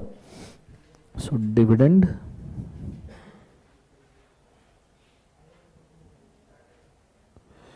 कितने गया,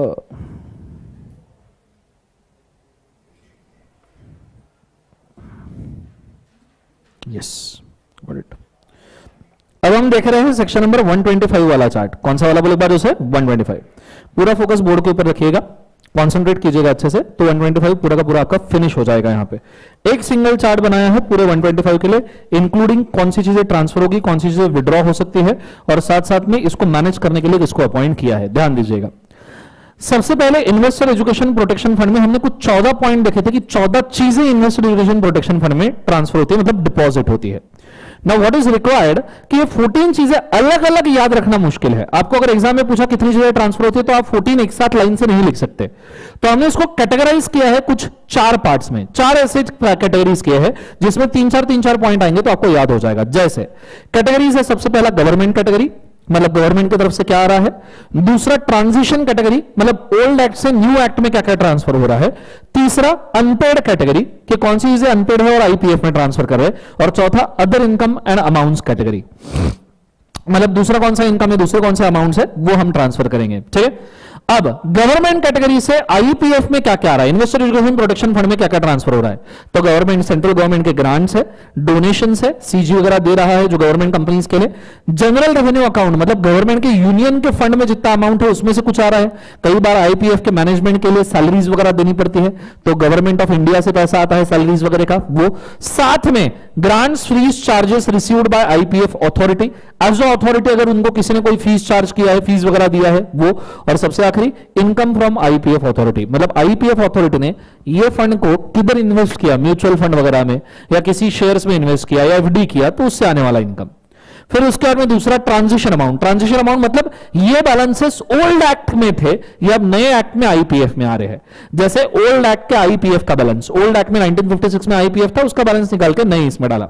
ओल्ड एक्ट में अगर अनपेड अकाउंट में कोई बैलेंस पड़ा होगा किसी भी कंपनी का, तो वो नए एक्ट में आईपीएफ में आएगा। जोर से बोलो यस और नो। सो देखो, amount in the old new separate account, amount in the old IPF account, amount in the old unpaid account, मतलब सेपरेट अकाउंट, अनपेड अकाउंट और आईपीएफ तीनों जो ओल्ड एक्ट में पड़े हुए थे वो न्यू एक्ट में आप लेके आ जाइए। क्लियर है, न्यू आईपीएफ में।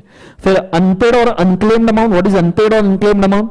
ऑब्वियसली ऐसी चीज है जो कंपनी वापस तो देना चाहती थी पर कोई क्लेम ही करने नहीं आया। ठीक है, हम ये वापस दे रहे थे, रिफंड कर रहे थे, रिडीम कर रहे थे, कोई लेने ही नहीं आया। जैसे सरेंडर ऑफ सिक्योरिटीज। दूसरा मैच्योर डिपॉजिट, डिपॉजिट मैच्योर हो गया, हम रिफंड कर रहे, कोई लेने ही नहीं आया। मैच्योर डिबेंचर, डिबेंचर वापस दे रहे, कोई लेने ही नहीं आया। अनपेड प्रेफरेंस शेयर्स, हम प्रेफरेंस शेयर वापस कर रहे थे, कोई लेने ही नहीं आया। उसके बाद में अनपेड इक्विटी शेयर्स कि भैया बायबैक कर रहे थे शेयर्स का, कोई जीवन में लेने ही नहीं आया, वो शेयर किसके, कोई वाली ही नहीं है जीवन में, है ना। उसके बाद में unpaid application money, other securities, unpaid securities, shares on which dividend is not claimed. हमने लिखा है ना, जिसके ऊपर 7 साल तक डिविडेंड नहीं क्लेम करते वो शेयर भी आ जाते हैं। नेक्स्ट वाला अदर इनकम, आईपीएफ कहीं इन्वेस्ट किया है, एफडी वगैरह, उसका इंटरेस्ट इनकम, इन्वेस्टमेंट इनकम कहीं इन्वेस्ट किया है तो। उसके बाद में interest on all given points, जितने इधर के जितने भी पॉइंट्स है सबके ऊपर का सेपरेट इंटरेस्ट अगर कोई है तो। Sale proceeds of fractional share, कि फ्रैक्शनल शेयर अगर बेचे है, फॉर एग्जांपल बोनस इश्यू जब डिक्लेयर होता है, अगर हमने बोनस डिक्लेयर किया भैया 3 शेयर्स इज टू 5 शेयर्स, जिन्होंने 5 होल्ड किए उसको 3 देंगे।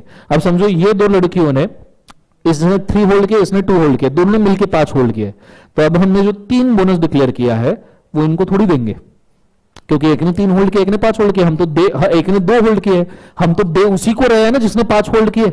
अब अगर तुमने 5 से नीचे होल्ड किए हैं तो तुम्हारा बोनस तो गया, पर गया कहां, गया आईपीएफ में।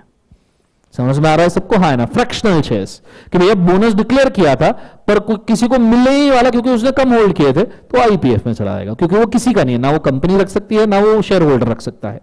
नेक्स्ट वाला sale proceed of fractional share, shares seize in the fraud, fraud वगैरह में अगर सेबी ने कोई शेयर सीज किए हैं वो भी आईपीएफ में जाएंगे। अब ये सब आईपीएफ में जा रहा है, सवाल है कि इसमें से क्या क्या क्लेम किया जा सकता है, which things can be claimed from IPF. So unclaimed securities जितने बचे हैं वो आप क्लेम कर सकते हो। प्रमोशन आईपीएफ के लिए जो जो जरूरी है प्रमोशन एक्सपेंसेस वो कर सकते हो.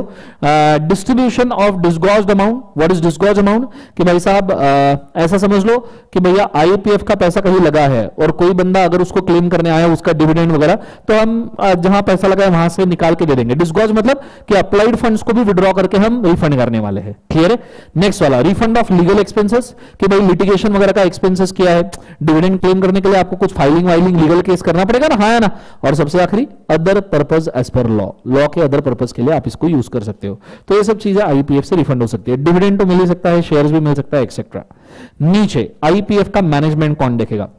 तो आईपीएफ के मैनेजमेंट के लिए कमेटी होती है, उसका कॉन्स्टिट्यूशन बोल रहा हूं. कमेटी के अंदर एक चेयरमैन रहेगा, 7 अदर मेंबर्स रहेंगे, एक सीईओ रहेगा, टोटल 9 लोग. टोटल कितने लोग बोले बार उसे? 9. फिर बोला है इसका मैनेजमेंट एडमिनिस्ट्रेशन. सेंट्रल गवर्नमेंट इनके लिए रूल्स बनाएगा, सीजी रूल्स बनाएगा कि अथॉरिटी कैसे वर्क करेगी. जैसे इसका एडमिनिस्ट्रेशन ऑफ फंड, चेयरमैन कैसे अपॉइंट करना है, मेंबर कैसे अपॉइंट करना, सीईओ कैसे अपॉइंट करना, मीटिंग्स कैसे होल्ड करेंगे, ये सब सीजी बोलेगा कैसे होगा. नेक्स्ट वाला accounts of the fund. Authority will administer the fund और इसका ऑडिट सीएजी करेगा. सीएजी का long form comptroller and auditor general of India. और सीएजी डिसाइड करेगा कि रूल्स ऑफ ऑडिट क्या रहेंगे और ऑडिट रिपोर्ट सीजी को ऑन डिमांड दिया जा सकता है. Report to CG, annual report देना है, ऑडिट रिपोर्ट ऑफ सीएजी देना है और ये रिपोर्ट दोनों हाउसेज ऑफ पार्लियामेंट के सामने रखना जरूरी है. ये पूरा का पूरा एक ही चार्ट है आपका आईपीएफ का, इन्वेस्टर एजुकेशन प्रोटेक्शन फंड. बात खत्म.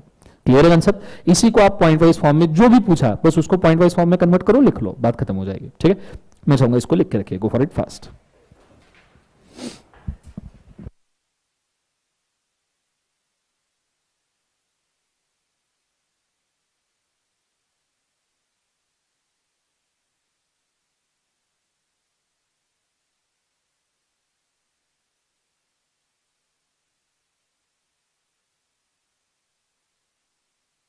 लाइव स्ट्रीम में सबको समझ में आया क्या? जरूर बोलिएगा प्लीज.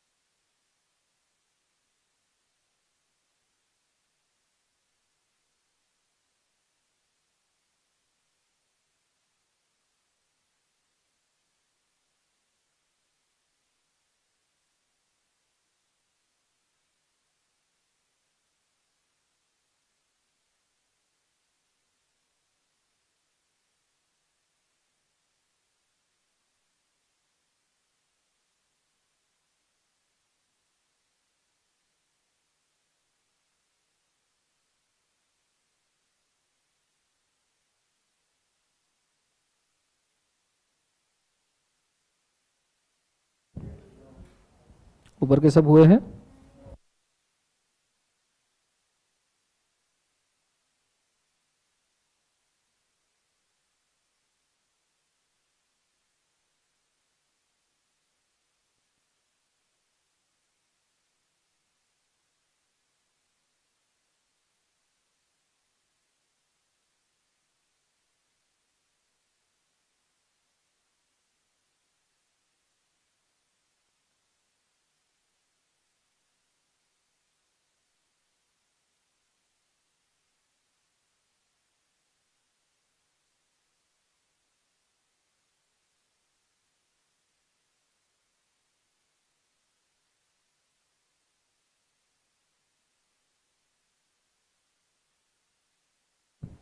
ट्रांजिशन अमाउंट के नीचे, क्योंकि अभी ऐसा कोई अमाउंट है नहीं एग्जिस्टिंग में, जो थे वो सब ट्रांसफर हो गए।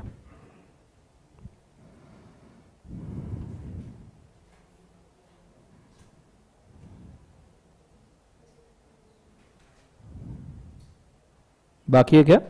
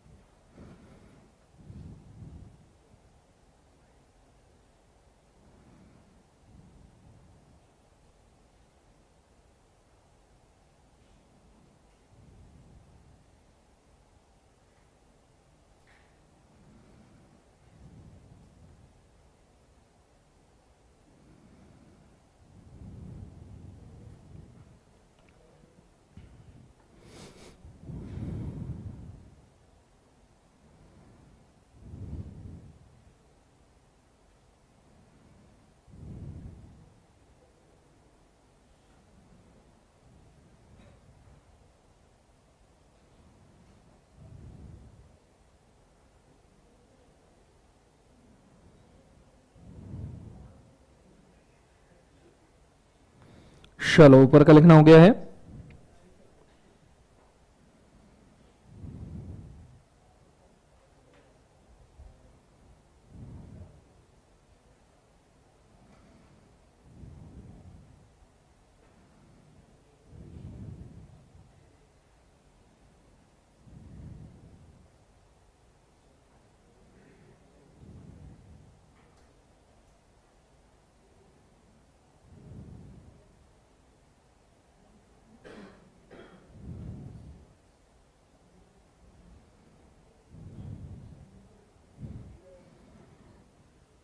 ड्रैग करो नीचे।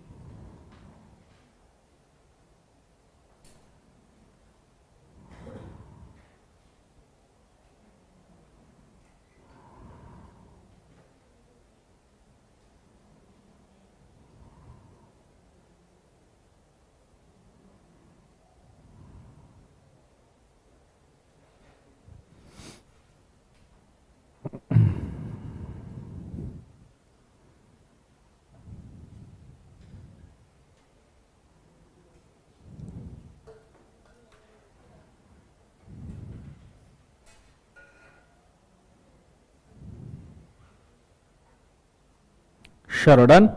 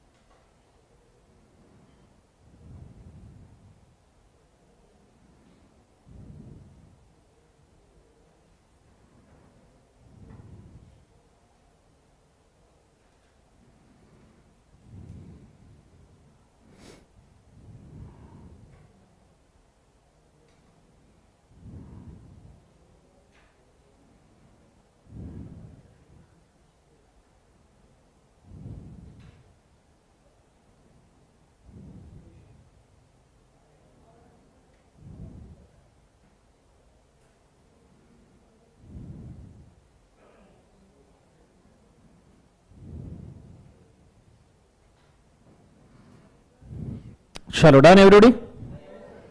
बाकी अभी भी क्या क्या कर क्या रहे हो?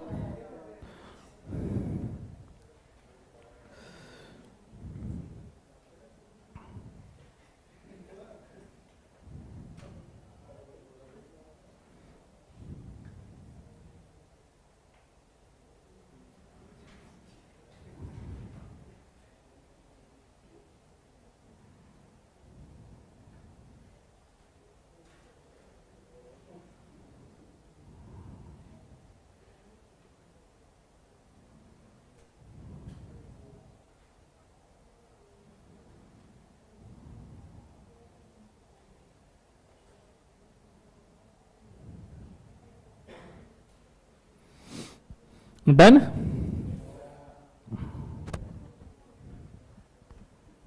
कैसा मतलब जीवन में पूरा आज ही लिख लोगे क्या? अभी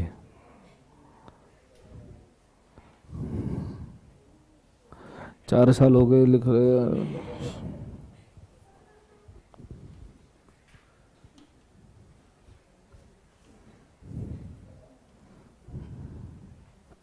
इतने में तो माइनर मेजर हो जाता है।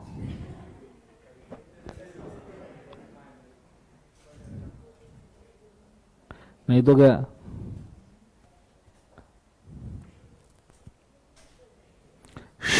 Done everybody. कब हाँ बोलोगे तुम?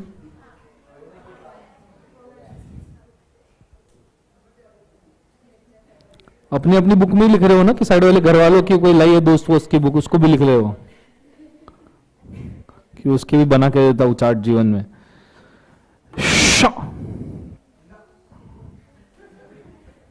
कितने लोगों का बाकी है? मुझे थे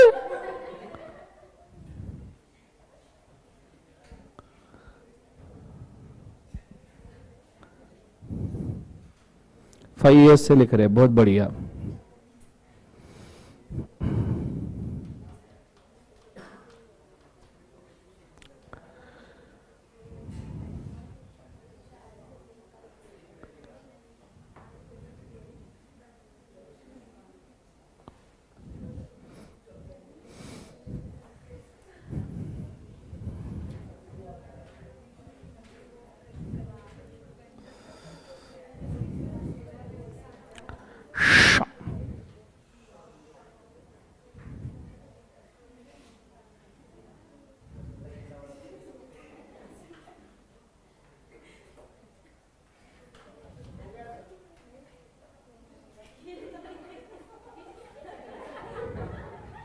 फाउंडेशन से लिखना शुरू किया, इंटर तक खत्म नहीं हो रहा तुमका।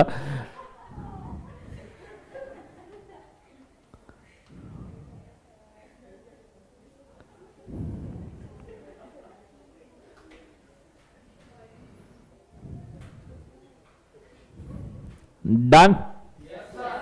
अब नहीं रुकने वाला, बस हो गया अब जीवन में। चल लेट्स गो। हो गया सबका? हाँ है ना?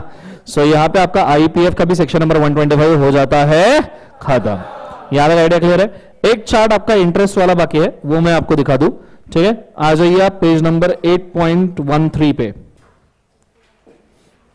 आगे 8.13 पे बोलो हाँ है ना? चलो पूरा ध्यान चार्ट के ऊपर दीजिए तो समझ में आएगा, अदरवाइज समझ में आना मुश्किल है। रेडी, लेट्स गो।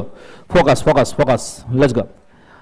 हमने पूरे चैप्टर में 2 इंटरेस्ट रेट पढ़े हैं, दैट इज 12% एंड 18%। पर एक हिडन इंटरेस्ट रेट भी है जो किसी को नहीं पता, उसको भी देखते हैं। सबसे पहले इस चैप्टर में बेसिक इंटरेस्ट रेट जो इन्वॉल्व है, जो आपने ऑलरेडी पढ़ा है वो है 12%, और दूसरा जो आपने पढ़ा है वो है कौन सा, बोले एक बार उसे 18%। और हिडन इंटरेस्ट रेट जो नॉर्मली बैंक हमको हमारे सेविंग अकाउंट्स के ऊपर भी देती है। मतलब आपको जो इंटरेस्ट रेट मिलता है सेविंग के ऊपर, हमको जो इंटरेस्ट रेट मिलता है वो भी तो एक इंटरेस्ट है ना। ठीक है, 12% और 18% तो तीनों ही इंटरेस्ट हुआ, पर ये भी तो इंटरेस्ट है ना जो जमा हो रहा है, वो कहां जाएगा? समझ में आ रहा है? तो ध्यान दीजिएगा। सबसे पहले कॉमन इंटरेस्ट, ठीक है, सेक्शन नंबर इसका 124 है और इसका 127 है, और एक कॉमन टर्म है, मतलब सब्सटेंस ओवर फॉर्म रियलिटी वाला चीज है। This interest saving account current account दोनों के ऊपर मिल सकता है। ये interest is given on all the accounts by the bank. ये इंटरेस्ट अब जमा कहां से होगा? तो जैसे ही आप सेपरेट अकाउंट में ट्रांसफर करोगे तो उसके ऊपर ये इंटरेस्ट 4% जो सेविंग अकाउंट के ऊपर नॉर्मली मिलता है 4%, वो जमा होता जाएगा, वो फिर अनपेड अकाउंट में जाएगा, फिर वो आईपीएफ में जाएगा। तो ये इंटरेस्ट का अल्टीमेट डेस्टिनेशन आईपीएफ है। क्या है बोले एक बार जैसे आईपीएफ, हमने देखो आईपीएफ में देखा भी है कि interest on all about points, याद है सबको? हाँ है ना? तो यही है जो आ रहा है, और फिर ये नॉर्मल इंटरेस्ट माना जाएगा। दूसरी बात, जो 12% इंटरेस्ट हमने पढ़ा है वो काय के लिए पढ़ा है? वो डिलेड ट्रांसफर के लिए पढ़ा है, डिलेड पेमेंट नहीं। मतलब आपने 5 डेज में सेपरेट अकाउंट में ट्रांसफर करना चाहिए था, आपने उसमें 15 डेज लगा दिए। 5 डेज में करना कितने दिन लगा दिया? 15। तो 10 डेज का डिलेड इंटरेस्ट 12% परिणाम से आपको देना पड़ेगा, और ये इंटरेस्ट जा रहा है पहले 5 डेज के ऊपर लगेगा, 37 डेज के ऊपर लगेगा, अनपेड अकाउंट के लिए 37 डेज से ज्यादा लग रहे तो, एंड 7 ईयर से ज्यादा आप आईपीएफ में ट्रांसफर करने के लिए ले रहे हो तो उस पर भी लगेगा। अल्टीमेटली ये भी इंटरेस्ट कहां जा रहा है बोले एक बार? आईपीएफ। ये पीनल इंटरेस्ट है, अल्टीमेटली गवर्नमेंट के आईपीएफ में जाने वाला, ये मेंबर को नहीं मिलेगा, ये मेंबर को नहीं मिलेगा। नेक्स्ट वाला आता है आपका 127 का इंटरेस्ट जो है 18%, जो 30 दिन में अगर आपने डिविडेंड नहीं दिया तो ये इंटरेस्ट दिया जाता है। ये इंटरेस्ट मेंबर को जाता है। किसको आता है? मेंबर, क्योंकि हम उसको डिलेड पेमेंट कर रहे हैं तो इंटरेस्ट का एडवांटेज मेंबर को जाएगा। दिस इज ऑल्सो बिना इंटरेस्ट, अल्टीमेट डेस्टिनेशन मेंबर रहेगा। क्लियर है? तो ये आपका डिविडेंड का इंटरेस्ट का पूरा ब्यौरा था। क्लियर है? आपके बुक के अंदर सेम चीज लिखी हुई है इंटरेस्ट के लिए, बोलो हाँ या ना? चलो, यहां इंटरेस्ट भी आपका खत्म होता है, सेक्शन 125 भी खत्म होता है, इसी के साथ आपका यहां पे पूरा चैप्टर खत्म हो जाता है, that is dividend and divisible profits. Concept समझ में आया? पक्का हाँ है ना? जोर से बोलो सर ना। ये चीज अगर आपको समझ में आ गई तो अब हम अगले चैप्टर की तरफ मूव करना शुरू करेंगे, और अगले चैप्टर का नाम है क्या? Accounts of the company. आज एटलीस्ट अपन एक चीज करके जाएंगे, अकाउंट्स ऑफ कंपनी के सेक्शन याद करके जाएंगे। चलिए, सेक्शन भी याद हो गए, हमारा काम फटे। चलिए, लैपटॉप ही लैपटॉप चेंज करने पड़ रहे जीवन में। चल आ जाइए।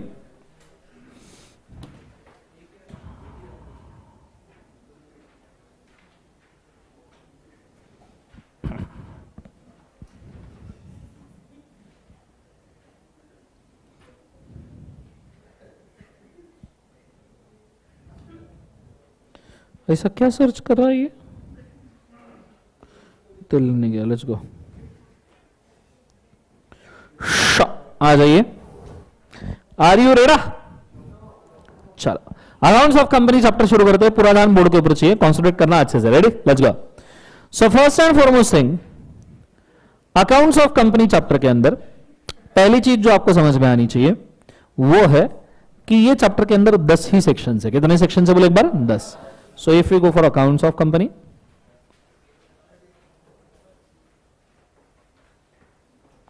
the chapter have only 10 section। अच्छा, उसके पहले डिविडेंड के सब सेक्शन याद है क्या? ये तो बताओ जीवन में। 123 declaration of dividend, 124 transfer to separate account, 125 IPF, 126 abeyance वाला dividend abeyance, and 127 dividend shall be paid within 30 days. Clear है? ई फॉर्म्स नहीं, बच गए जीवन में तुम। So accounts of the company, इसके अंदर कितने सेक्शन है बोले एक बार? 10। दैट इज सेक्शन नंबर 128 से लेके सेक्शन नंबर 138। कंसेप्ट समझ में आ रहा है मैं क्या कह रहा हूं? जोर से बोलो सर ना। पूरा ध्यान बोर्ड के ऊपर दीजिएगा। अकाउंट्स ऑफ कंपनी के अगर सेक्शन याद करने हैं तो एक बहुत सिंपल सा ट्रिक है, दो सेक्शन का ग्रुप बनाइए। ठीक है? दो सेक्शन का ग्रुप बनाओगे, नियरली सभी सेक्शन आपको याद हो जाएंगे। ठीक है? ध्यान दीजिएगा, 10 नहीं, नियरली 11 सेक्शन है। ठीक है? सबसे पहले शुरू करते हैं maintenance. So maintenance of accounts के अंदर 2 चीजें आती है। सबसे पहले मेंटेनेंस ऑफ अकाउंट्स, जिसका सेक्शन नंबर है 128 कि आप अकाउंट्स मेंटेन करो, और दूसरा maintenance of financial statement. Financial क्या लिखवा रहे उसे? स्टेटमेंट, जिसका सेक्शन नंबर है section number 129 maintenance of financial statement. समझ में आ रहा है सबको? हाँ ना? जोर से बोलो सर ना।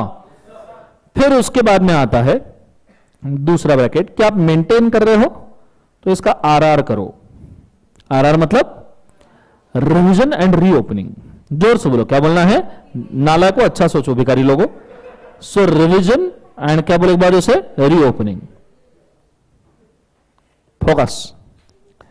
सो इसका आरआर करो, that is revision and reopening. So अगर आपको अकाउंट्स रीओपन करने हैं, क्या करने हैं बोले एक बार उसे रीओपन, मतलब एक बार आपने फाइनेंशियल स्टेटमेंट OPEN, हाँ, सो एक बार आपने फाइनेंशियल स्टेटमेंट साल के एंड में खत्म करके बंद करके रख दिए तो नॉर्मली वो ओपन नहीं किए जा सकते। अगर आप अभी उसको ओपन करके कभी भी चेंज करो मतलब फ्रॉड के चांसेस ज्यादा है, बोलो हाँ है ना। तो उसको ओपन करने के लिए स्पेसिफिक अथॉरिटीज ही ओपन कर सकते हैं, ठीक है, ये अथॉरिटीज के परमिशन के साथ ही आप ओपन कर सकते हो। एक बार अकाउंट्स फाइनलाइज हो गए, रीओपन होने नहीं चाहिए। And for that purpose section number बनाया गया है सेक्शन 130। और इन्हीं अकाउंट्स को अगर फ्रॉड वगैरह हुआ है उस वजह से रिवाइज करना है, जैसे लास्ट फाइनेंशियल ईयर में फ्रॉड हुआ, ये 2 साल बाद पता चला तो रिवाइज करने पड़ेंगे ना, हाँ है ना। सो इन अकाउंट्स को आपको रिवाइज करना है, रिवीजन। तो आपका सेक्शन नंबर कौन सा बोले एक बार उसे 131। Are you understanding? एक बार बोल के बताओ। सबसे पहले क्या है बोले एक बार, maintenance account 128, financial statement 129, RR reopening 130, revision 139। Concept समझ में आ रहा है सबको, हाँ है ना। सो 130 131 रिवीजन एंड रीओपनिंग हो गया। तो उसके बाद में नेक्स्ट चीज जो आती है वो आती है पावर्स। क्या आती है बोले एक बार उसे, पावर्स। इस चैप्टर के अंदर 2 लोगों को पावर देके रखी है। पहला पावर जो दिया गया है वो दिया है NFRA को। NFRA, have you heard NFRA? National financial reporting authority. आपको होता है आप इंस्टीट्यूट के खिलाफ कंप्लेन करना चाहते हो तो आप यहां कंप्लेन कर सकते हो, ठीक है। आपकी हर कंप्लेन यहां पे सुनी जाएगी एक्सेप्ट फॉर कि सर 8 के 8 सब्जेक्ट डिलीट कर दो। समझ में आ रहा है सबको, हाँ है ना। तो नॉर्मली आपकी कंप्लेन यहां पे सुनी जा सकती है। चलो चलो, तो ये सेक्शन का नाम NFRA नहीं, सेक्शन का नाम है चलो। समझ में आ रहा है सबको, हाँ है ना। क्या नाम है बोले एक बार, चलो। उसके बाद में दूसरा पावर है सेंट्रल गवर्नमेंट का to apply accounting standards. Apply accounting क्या बात उसे स्टैंडर्ड, और उसके लिए सेक्शन नंबर है 133। जोर से बोलो कौन सा सेक्शन है, 130। Are you understanding guys? बोलो हाँ है ना। एक बार बोल के बताओ। सबसे पहले maintenance accounts 128, financial statement 129, RR reopening 130, revision 130, powers NFRA 132, CG 130। समझ में आ रहा है? उसके बाद में नेक्स्ट आता है चीजें regarding board of directors. So board of directors and their ड्यूटियां। बोर्ड ऑफ डायरेक्टर्स की पहली ड्यूटी बोर्ड रिपोर्ट। आपको याद है हमने कई बार एनुअल रिटर्न में बोला है MGT form number 9, extract of annual return in the board report. वो बोर्ड रिपोर्ट यहां है। 134 इज क्या बोले एक बार उसे, बोर्ड रिपोर्ट। सब जन बोलो क्या है, बोर्ड रिपोर्ट। और इन्हीं बोर्ड ऑफ डायरेक्टर को CSR भी करना पड़ता है। CSR उसकी कमिटी बनानी पड़ती है। CSR कॉर्पोरेट सोशल रिस्पॉन्सिबिलिटी, और उसकी कमिटी भी बनानी पड़ती है बोर्ड को। तो ये बोर्ड की ड्यूटी ही हुई। दैट इज सेक्शन नंबर कौन सा बोले एक बार उसे, 135। हालांकि इन्होंने CSR इतना खींचा है कि तुम्हारी बुक में CSR के प्रोविजन तुम खोल कर देखोगे तो 18 पेजेस के CSR के प्रोविजन है, 18 पेजेस। प्रैक्टिकली अब उसमें से एग्जाम पॉइंट ऑफ व्यू कितना इंपॉर्टेंट है उसका कोई लेन देन नहीं, ठीक है। जो इंस्टीट्यूट को हाथ में लग रहा है CSR के ऊपर, इंस्टीट्यूट ने पकड़ा छापा, पकड़ा छापा, पकड़ा छापा, ठीक है। उसमें कोई सेंस ही नहीं है। मतलब जितने प्रोविजन दिए आप एक बार चेक करके देखिए, आपको समझ में आएगा कि मतलब क्या देके रखा है, क्या मतलब काय को हम पढ़ रहे हैं, क्या जिंदगी में चल रहा है, समझ में ही नहीं आएगा, ठीक है। देखो चेक करो एक बार, गिनते जाओ कितने बजे सुबह 17-18 होंगे।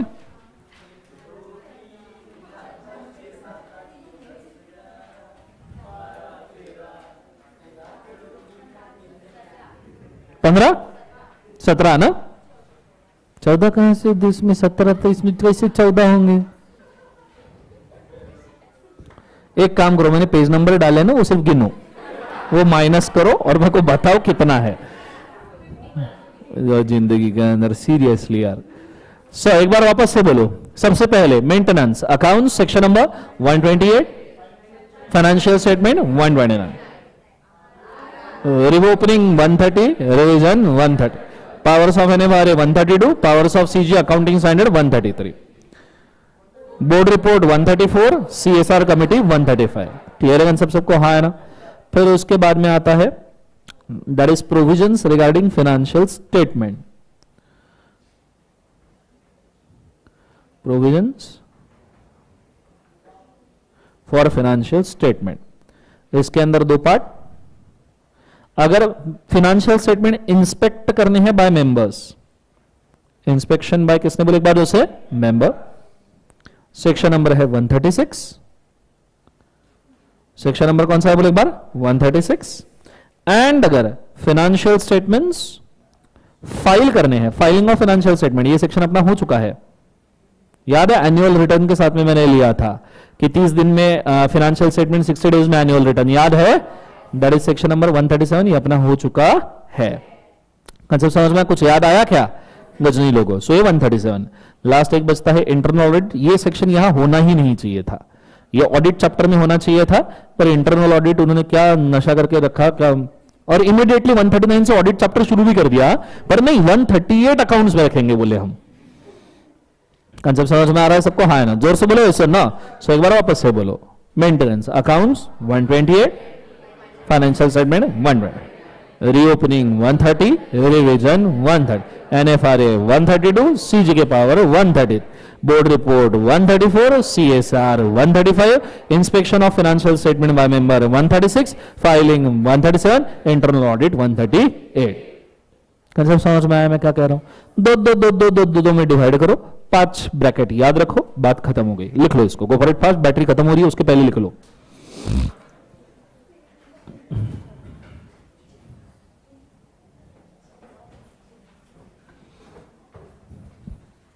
लाइव स्ट्रीम में समझ में आया क्या? जरूर बोलिए बच्चों.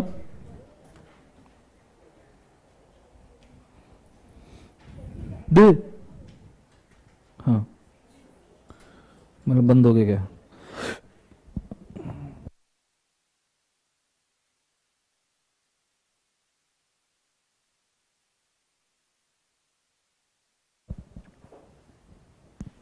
एसी चाहिए? ले जाओ. निकाल के दो. तुम्हें चाहिए निकाल लो, लटक दो उसको, फाड़ के लेके जाओ, दीवार के साथ लेके जाओ, कोई प्रॉब्लम नहीं.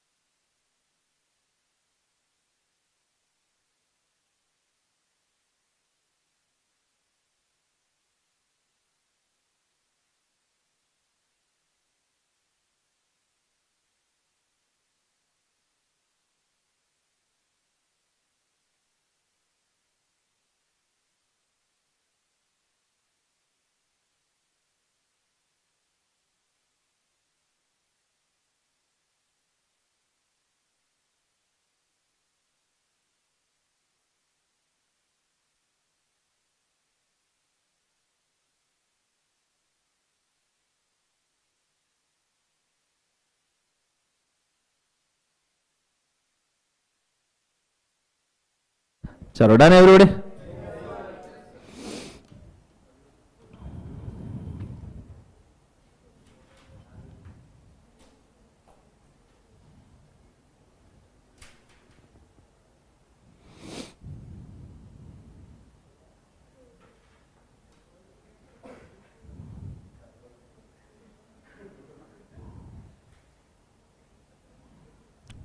कल अपना अकाउंट चैप्टर खत्म हो जाएगा, परसों ऑडिट उठा लेंगे, उसको कंप्लीट करेंगे. फिर 7 लेक्चर लग जाएंगे अपने को अदर लॉ के लिए, 6-7 लेक्चर. पार्टी किस बात की पार्टी? तुम मेरे को देना चाहिए पार्टी जीवन में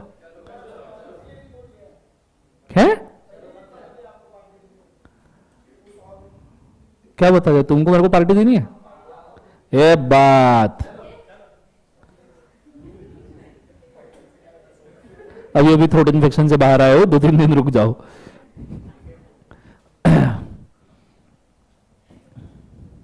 लाइव स्ट्रीम वाले कब पार्टी देंगे जीवन में?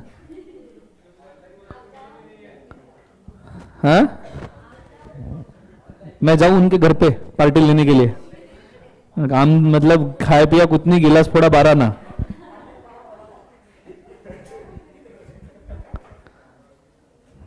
चल लिख लिया सबने? एक बार लाइन से सभी सेक्शन मेरे को बोल दो तसल्ली के लिए, ठीक है? मुझे बताओ। So maintenance account 128, financial statement 129, reopening revision 130, 131, powers of NFRA 132, powers of CG 133, board report 134, 135, inspection by members 136, filing of financial statement 137, internal audit 138। याद हो गया सबको? बोलो हाँ है ना, जोर से बोलो सर ना। चलो आज हम यहाँ पे स्टॉप कर रहे हैं। डिविडेंड के कुछ क्वेश्चन होमवर्क दे दूं जो तुमने करना छोड़ ही दिया है जीवन में, देखा ही नहीं है होमवर्क वगैरह क्या होता है, पता ही नहीं है। ये लास्ट टाइम सर पिछले जन्म में सुना था ऐसा लग रहा है तुमको, हाँ ना? हाँ कर रहे घंट। ओके सुनो क्वेश्चन, पेज नंबर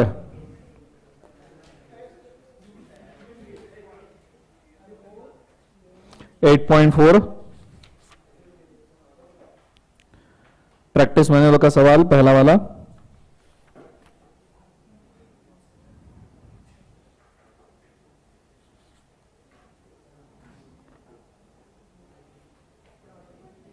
.6 मे 10 वाला सवाल, मे 10। उसके बाद में 8.10 मे 19, 8.10 मे 19।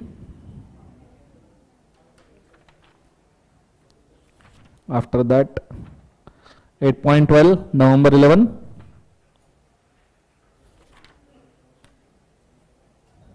नवंबर 11। फिर 8.16 नवंबर 19। चल डन है, रोडी बोलो हाँ है ना? चलो आज के लिए इतना काफी करो। सॉल शॉर्ट टुडे थैंक यू बोलो, जोर से बोलो। चलो good day, god bless you, take care. इधर मेरे को कमेंट में पार्टी दे रहे हैं लाइव स्ट्रीम वाले नालायक, इधर बर्गर फ्राइज वगैरह डाल रहे हैं भिखारी लोग। शर्म करो, तो दम होगा ना दम तो पुणे में आके पार्टी देके बताओ तो मानूंगा जीवन में मैं, ठीक है?